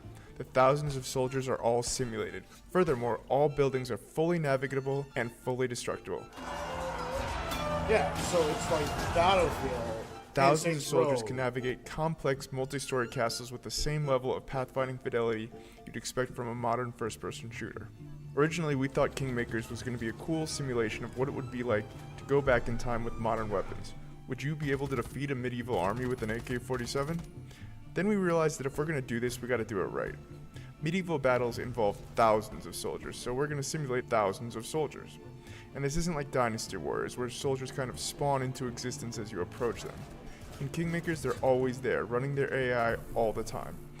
Furthermore, we realized that a game with this scope, the player would want to be able to command his armies and fortify his own outposts, so it kind of grew for there. It's now something completely unique. A shooter with real-time strategy elements that rival Age of Empires, and shooting gameplay that rivals Helldivers and Space Marine. Today we're excited to share a little bit more about the destruction aspect of the game. Every building, castle, wall, and tree in Kingmakers is fully destructible. You can blow it up with a grenade launcher, take it out with an airstrike, or maybe even demolish it with a tank. None of the destruction is scripted either. It's all dynamic, courtesy of Unreal 4's fast physics calculations. It's one of the reasons we didn't switch to Unreal 5. We experimented with Unreal 5.1 and Unreal 5.3, but nothing has been as fast on the CPU side as Unreal 4 when it comes to physics. Finally, we're excited to share that you and up to 3 friends can lead their own armies alongside yours and join in on your conquest of England in online co-op. This is the full campaign, full online co-op, no compromises. This means 4 players fielding armies of thousands, building their own fortifications and buildings, and attacking enemy bases either on their own side of the map or alongside you. We really wanted to make sure that all 4 players feel just as responsive to play as if they were all playing a single player game or as if they were each playing as the host player, even if your ping is not great. Kingmakers is coming to PC Early Access and hopefully to all major consoles. We'll have more to share about the game later in 2025. In the meantime, please wishlist Kingmakers on Steam. Thanks for watching and enjoy the rest of the show. They won't be over. Alright, so, here we go. Alright, if there's one word I could basically describe this game, jovial. Jovial because of there's so many things I enjoy about this trailer, even though it's just, yeah, they showed us what we need to be shown. They gave us what they wanted. It's like if Saints Row, PUBG, Helldivers 2, and what other game? There's another game. Oh yeah, and Battlefield had a baby, and this is the result. Having pretty much an army guy from basically present time in a medieval setting is a ridiculous premise, but it absolutely works. The destructibility, it doesn't even have to have the best graphic. It doesn't. The balls of these guys to use Unreal Engine 4 instead of using Unreal Engine 5 like most developers do, which is understandable. That's the new standard. But using Unreal Engine 4 to make an actual fun game, that deserves respect. The fact that they actually showed us all gameplay, it doesn't even have to look like the ugliest graphics. Guess what? It looks fun. It looks fun. Destructibility that Battlefield should be doing, but they're not doing it as much. I mean, they are doing it, but this one is kind of just puts a unique spin on it. The fact that this is like for Super Earth, but for game makers. I want to make a meme for game makers. This is impressive. I would wishlist this when it comes to console. If this is free, oh, best believe I will actually play this. Gameplay looks absolutely tight. The premise is ridiculous, but it absolutely works for it. Destructibility looks absolutely fun. And the fact that you can just use every weapons, and the fact that they have the balls to use Unreal Engine 4, and that you can play with other people, and even if you have the worst ping, worst internet connection, it is not a factor. That's a selling point. And that's all I gotta say about this. Kingmaker won me over. It looks fun. I would play this with my wife. This would be so cathartic to wipe medieval with modern weaponry. You won me over. How do you win me over with that? It's such a ridiculous premise, but you won me over. Kingmakers, get a 9 out of 10. It absolutely does. I was pleasantly surprised from that. It just came out of nowhere, and even though it's coming to PC, it's coming to console, and everyone will, even if it's a small majority who plays this, it's okay. I will be one of the people who will play this. If it comes for free, oh yes. If it comes for a reasonable price like PUBG, oh yes, baby, I'm on it. I want it to come. Alright, so here's the next game. Obviously. Hold up. Okay. Oh, it's in MOE 1440. That's cool. Alright, so this is my dad's game, so obviously I'm gonna pretty much absolutely watch this one again. I didn't know it was on the time. This place is a womb where we grow our future. Your weapons fail. Your ammunition runs low. And you've yet to see our most beautiful creation. This is such a great trailer. All you have is your hatred and your individuality. Now don't you wish you joined us? Would you then feel so alone? 1999. Very, very old. I am Shodan. It's okay if it's a remaster. I mean,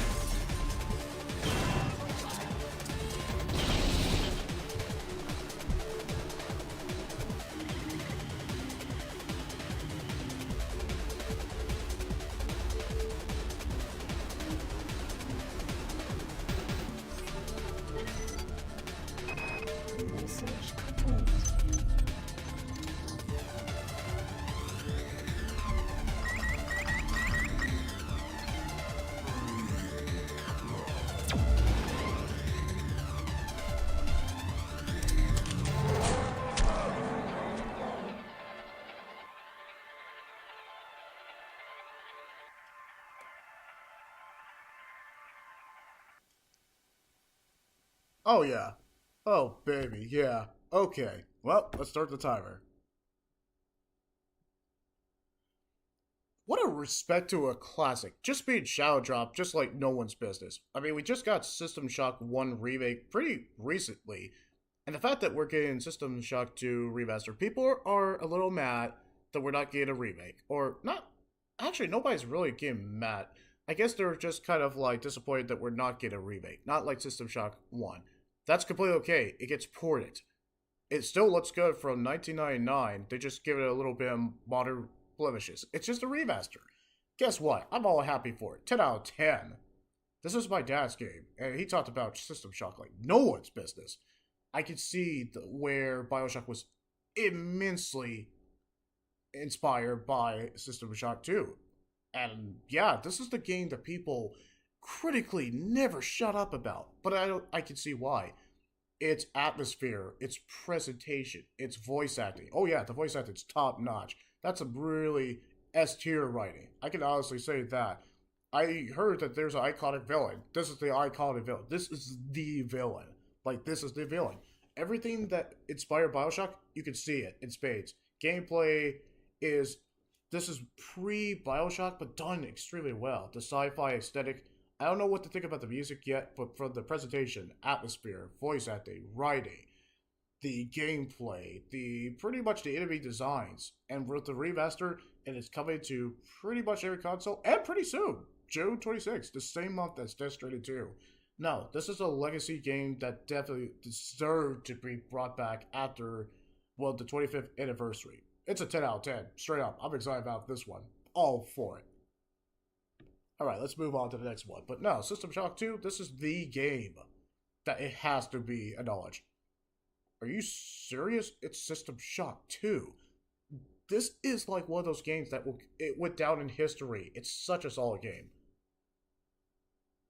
But I haven't had a chance to play it, but now I get to. I have to play the first one now. It's motivated me to play the first one. And the fact that we get to play it back to back, I don't know if there's a System Shock 3, because I think Bioshock is the spiritual successor to System Shock. So that is our 3, maybe, but don't quote me on that. But we get to play it back to back. Oh man, 2025, we're stacked. Sorry, I'm excited because we actually have games coming out. Alright, this is another one that I actually did enjoy that nobody's really going to check out, but I enjoyed. And I know what I enjoyed about it. I pretty much enjoyed and freaking like Rocket League. So that's my wife. So, here we go. Let me rewind just a little bit. Just the fact that you're showing your alpha gameplay footage is showing how confident you are. That's really, really solid.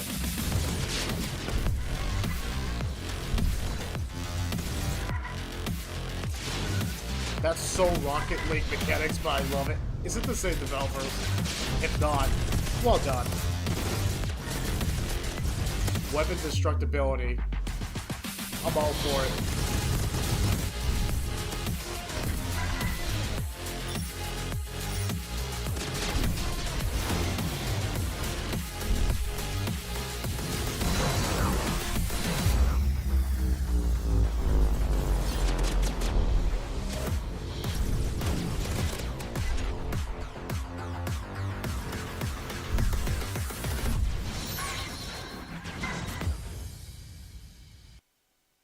No, it actually got me excited. Wait, Crafton? Well, no freaking wonder! It's by Crafton. I don't know who EF Games is. I don't know if Crafton is the publisher. But if Crafton was involved with the development, oh yes, no wonder freaking why. EF Games too. Yeah, if this was their debut game and I never heard them before, yeah, well done. Anyway, let me start the timer like usual. There we go. Alright, so what do I give Rivals Hover League? This is just a spiritual successor to Rocket League, but with gods. Take Twisted Metal, take Twisted Metal, and Rocket League, and maybe a little bit of Ratchet & Clank, but really, Rocket League and, Twisted Metal. Combined though, if they had a baby, this is the result, and it's so cool. I give it a 10 out of 10. And I'll tell you why I give it a 10 out of 10. Perfect gameplay. Perfect gameplay. It harkens back to Rocket League without just like stealing from it completely. It just does it does its own thing. It's Rocket League, but with gods. And I'm completely on board with it. pretty much death-defying gravity stunts you can pull. That has it's definitely Rocket League, but with guns. The fact that you can destroy enemies and multiple game modes, so I can play this with my wife, or if my wife is busy, I can play this with Doc, or let's just say, basically, I had just other people, let's just say, family and friends, just wanted to play this at the same time. We had that option. Or if I just wanted to play this, I could probably play this with multiple people. The fact that this will be accessible, this is a live service game that it completely works because it's super fun. It's zany fun that anybody can get a top with. It doesn't even have the best graphics, but it doesn't matter. It looks fun, precise gameplay, wacky hijinks all over the place, insane weaponry. I'm curious if we get a rocket launcher too. 10 out of 10. Oh no, this is the kind of stupid fun that I very much enjoy in games, and I'm all for it. It gets a 10 out of 10 in my book. This is the type of game for me, and I'm completely on board. Now, let's move on to the next one. I gotta admit, I gave the first trailer an 8, but this one won me over. So we get a release date pretty soon. I was not expecting to like this one because I gave it an 8 for that first trailer. And I know why. I was like, it looks good, but we need to see gameplay. Then I saw the gameplay and I was like, alright, I'm in.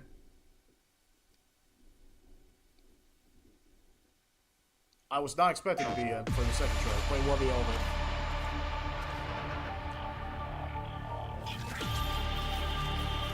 These rings store thousands of citizen cores. Future inhabitants of Eden.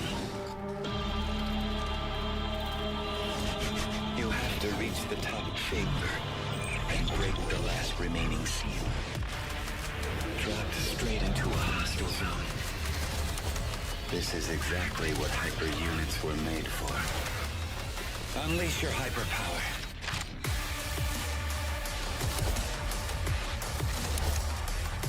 Rip their cores out. You know you want to. Yeah, this is some cool shit. Like, this is really cool. In the name of duty, courage, and truth, I will protect the citizens.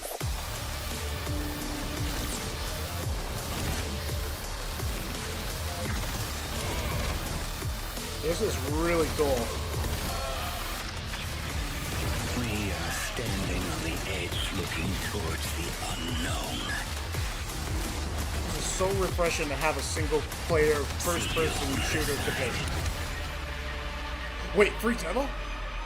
Oh, snap! I'm marking that on my calendar. A free demo. On April 8th. I'm marking that on my calendar. Yes. Absolutely yes. There's a free demo of this. I am in. I want to see what it's all about. This actually convinced me. Is it going to be early morning? Because I will pretty much be playing this like the midnight. Oh man. Oh baby. Alright.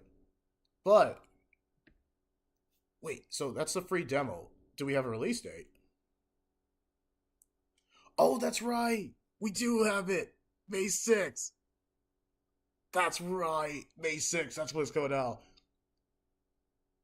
By Deep Silver. I can't see if that says Rain, but I probably, yeah. I can't believe it's coming out pretty soon. This was just announced at a State of Play pretty recently. Was it February? I think it was February. Yeah. It wasn't on my radar. But anyway, let's just get straight to the point because I'll be here all day. Alright. So, I think they did actually give us gameplay trailer on Metal Eden that last time. I think they did give us a gameplay trailer. I wasn't interested before. I thought the sci-fi tone and the atmosphere and the presentation was very unique, but I wanted to see more gameplay because they only gave us a little bit of snippet. This one, they pretty much doubled down and gave us gameplay. I gave it a 9 out of 10. And one of the comments said, like, this is Metroid and Doom if they had a baby and this was the result. Yeah, this is modern Metroid done right. And I absolutely am intrigued. The sci-fi atmosphere, and I'm glad that it went mature rating, so it's definitely going to be very gory.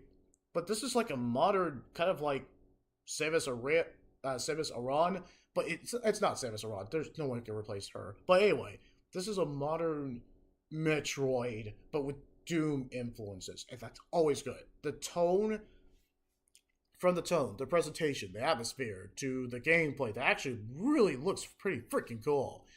The fact that we have a demo, we actually have a release date, is also a major plus. Yeah, I don't know what to think about the voice acting because we have to hear it more, but the entire atmosphere, or actually the environment too. There's a lot of environmental storytelling, and it seems like an intriguing story. I'm actually very much sold on this because of the gameplay. So yeah, 9 out of 10. When the demo comes out, if I have the opportunity, I'm gonna check that bad boy. And if the gameplay is absolutely fun, and if the demo actually holds up, yeah, then we have another 2025 that it just will hold up. I don't know if it'll be Game of the Year, but there will probably only be a small majority of us who will check it out. But I am honored to check it out. That's all I'm saying. It did its job well. It showed us gameplay, 1 hour and 32 minutes, and it was all freaking fun. The fact that let's face it, she's pretty much Samus Aran in modern time. That's the whole bit they're going for. But I'm so on board. 76,000. Was it one of the best trailer? Not to me, but it was pretty much a highlight.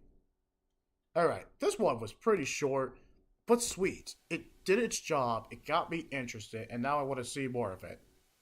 Alright, yep, I think this was the next one. Cool.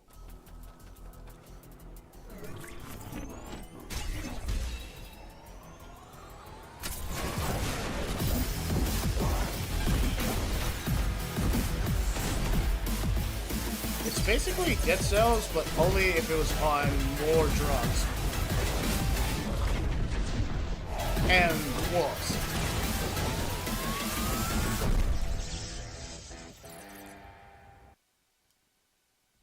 I know this won't be to everyone's cup of tea, but let's start the timer, and then we'll actually move on to the next trailer. Here we go. Alright, as lightning fast, and pretty much gotta go fast, and this trailer did. Yeah, standalone trailer, get it? Anyway, standalone, I gave a 9 out of 10. Yeah, from the retro art style that was very, once again, I'm pretty much an advocate for strong art direction, but yeah, very strong art direction. It's another modern Metroidvania game, but done extremely well. It has like Metroidvania aspects in Dead Cell, which is pretty much Metroidvania, and roguelite. But yeah, fighting pretty much robotic dogs, or maybe robotic wolves, is pretty cool. Very flashy animations, great art direction, extremely great art direction. Looks like fantastic boss fights that are going to just really test your mettle. I don't know if it's roguelike, but the Metroidvania aspects are very much there. It looks like pretty much precise gameplay that looks very fun. 30 seconds, straight to the point, showed us what we wanted. Fun, frantic action, fantastic boss battle, it looks like it, that will test your mettle, and pretty much make you so much salty. Yeah, this is the type of indie game that nobody's really going to check out, but I do not mind. This got my intrigue. For the 30 seconds it actually showed, it was intriguing. And that's all I got. Now, let's move on to the next one.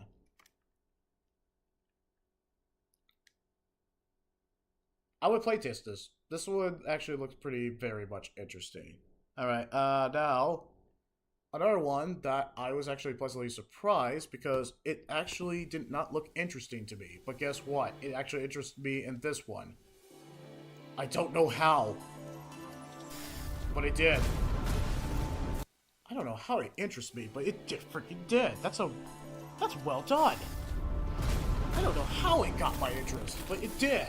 It didn't even interest me in the Game Awards, but it did now.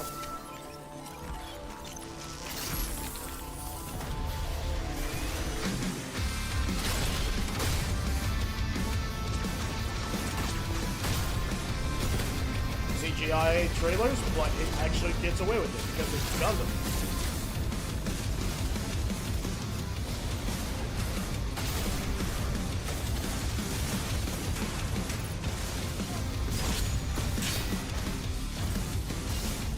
That is some really slick, frantic, cool action. That is so cool.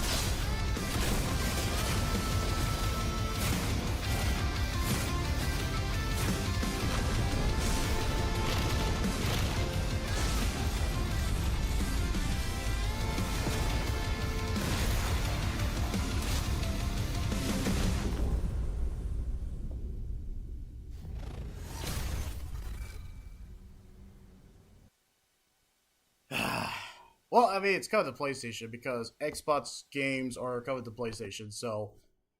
Alright, let's kind of freaking do this. Man, that is a sick trailer. I was even silent, but anyway, let's move on. Okay, so what do I give this trailer? 10 out of 10. It's anime, kind of like... Anime power-up thing really works for it. Yeah. I thought they had the perfect music choice for this, even though there's no license on. The Gundam action is insane. It is absolutely dripping with insane, intense anime is Gundam, really cool Gundam action. This would put Platinum Games, I wouldn't say Platinum Games to shame or Devil May Cry, but man, it's up there. It's really tight action. I can't believe this is coming to PC and Xbox Series X and S. I mean, come on, it is definitely coming to PlayStation. Later on, oh, absolutely. But yeah, from the even though there was CGI trailer, that doesn't matter. Solid gameplay trailer, all around. Cool, really destructibility of the Gundam fights. The Gundam fights are highlights. Gameplay is perfect. Music, anime power theme is very well done. The kind of level design, the environment of everything crazy that's kind of massive scale of Gundam fights just happening. I don't know how many players can play on this online because this seems like a live service game, but this is a live service game with Gundams and it absolutely works. I can't believe I ignored this game when it first came out. I should have been keeping an eye on this. I think it was the CGI trailer that turned me off, and I was like, I'm not really that interested. But once I saw the gameplay, I was like, I'm hooked. It's a 10 out of 10. It looks fun. It's Gundam in live service, but done extremely well. 10 out of 10. Yes. Kind of wish it was coming to PlayStation, but it's okay. Let's just say I get an Xbox Series X, not S. I don't know what's the point of S. But once the X come out, dude. Oh man, this is the type of game that anybody would try. Because if they put Gundams in here, then we were all right. This is Gundams, but live service. If they put Gundams in here, if we see G Gundam's Gundam or Gundam C, if we see these as DLC, I called it. This is Gundam, but freaking cool. And that's all I'm going to say. Xbox, you lucky sons of guns. Anyway. Alright, so this is the next one that nobody's really going to check out, but it pretty much got me hyped. Alright, hold on.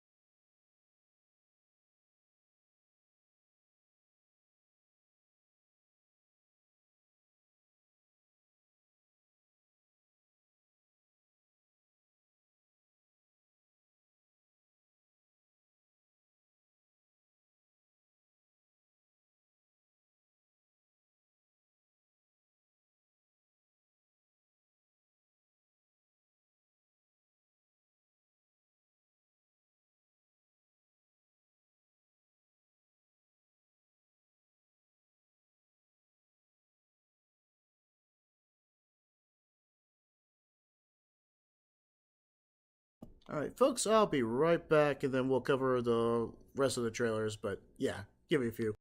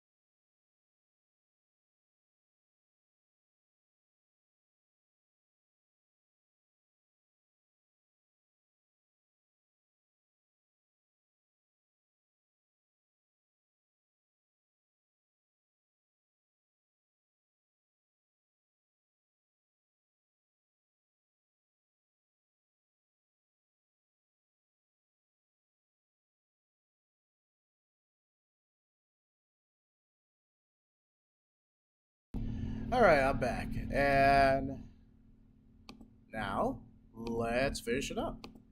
Alright, so you already saw that live stream about Fretless. I think I'm experiencing connectivity issues, but that's completely fine.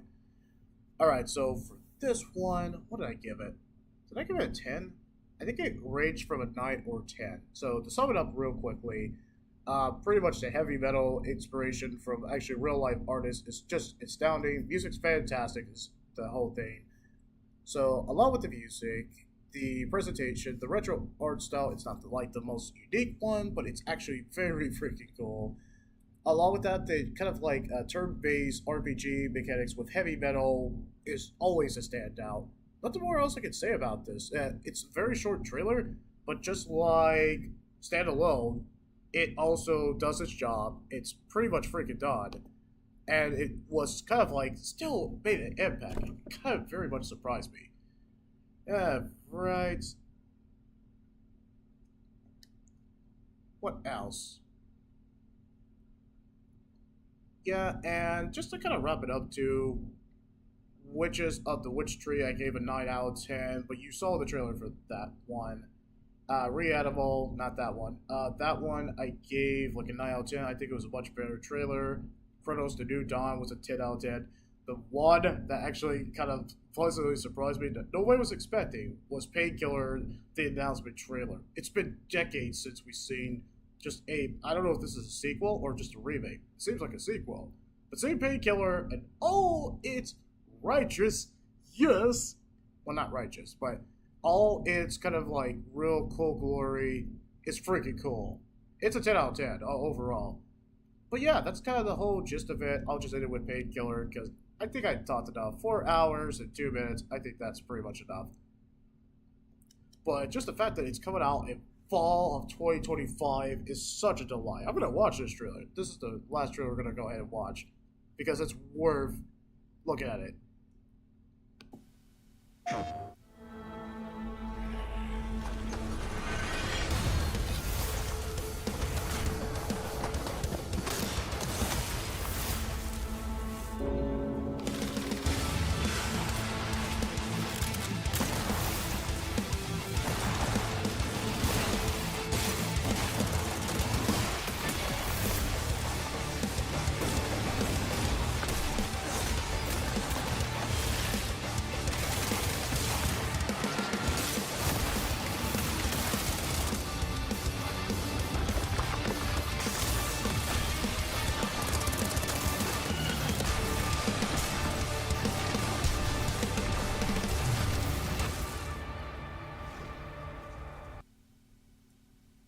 Oh, baby, yes. 2025 is going to be stacked. And it came at the perfect time. Fall of 2025. Painkiller.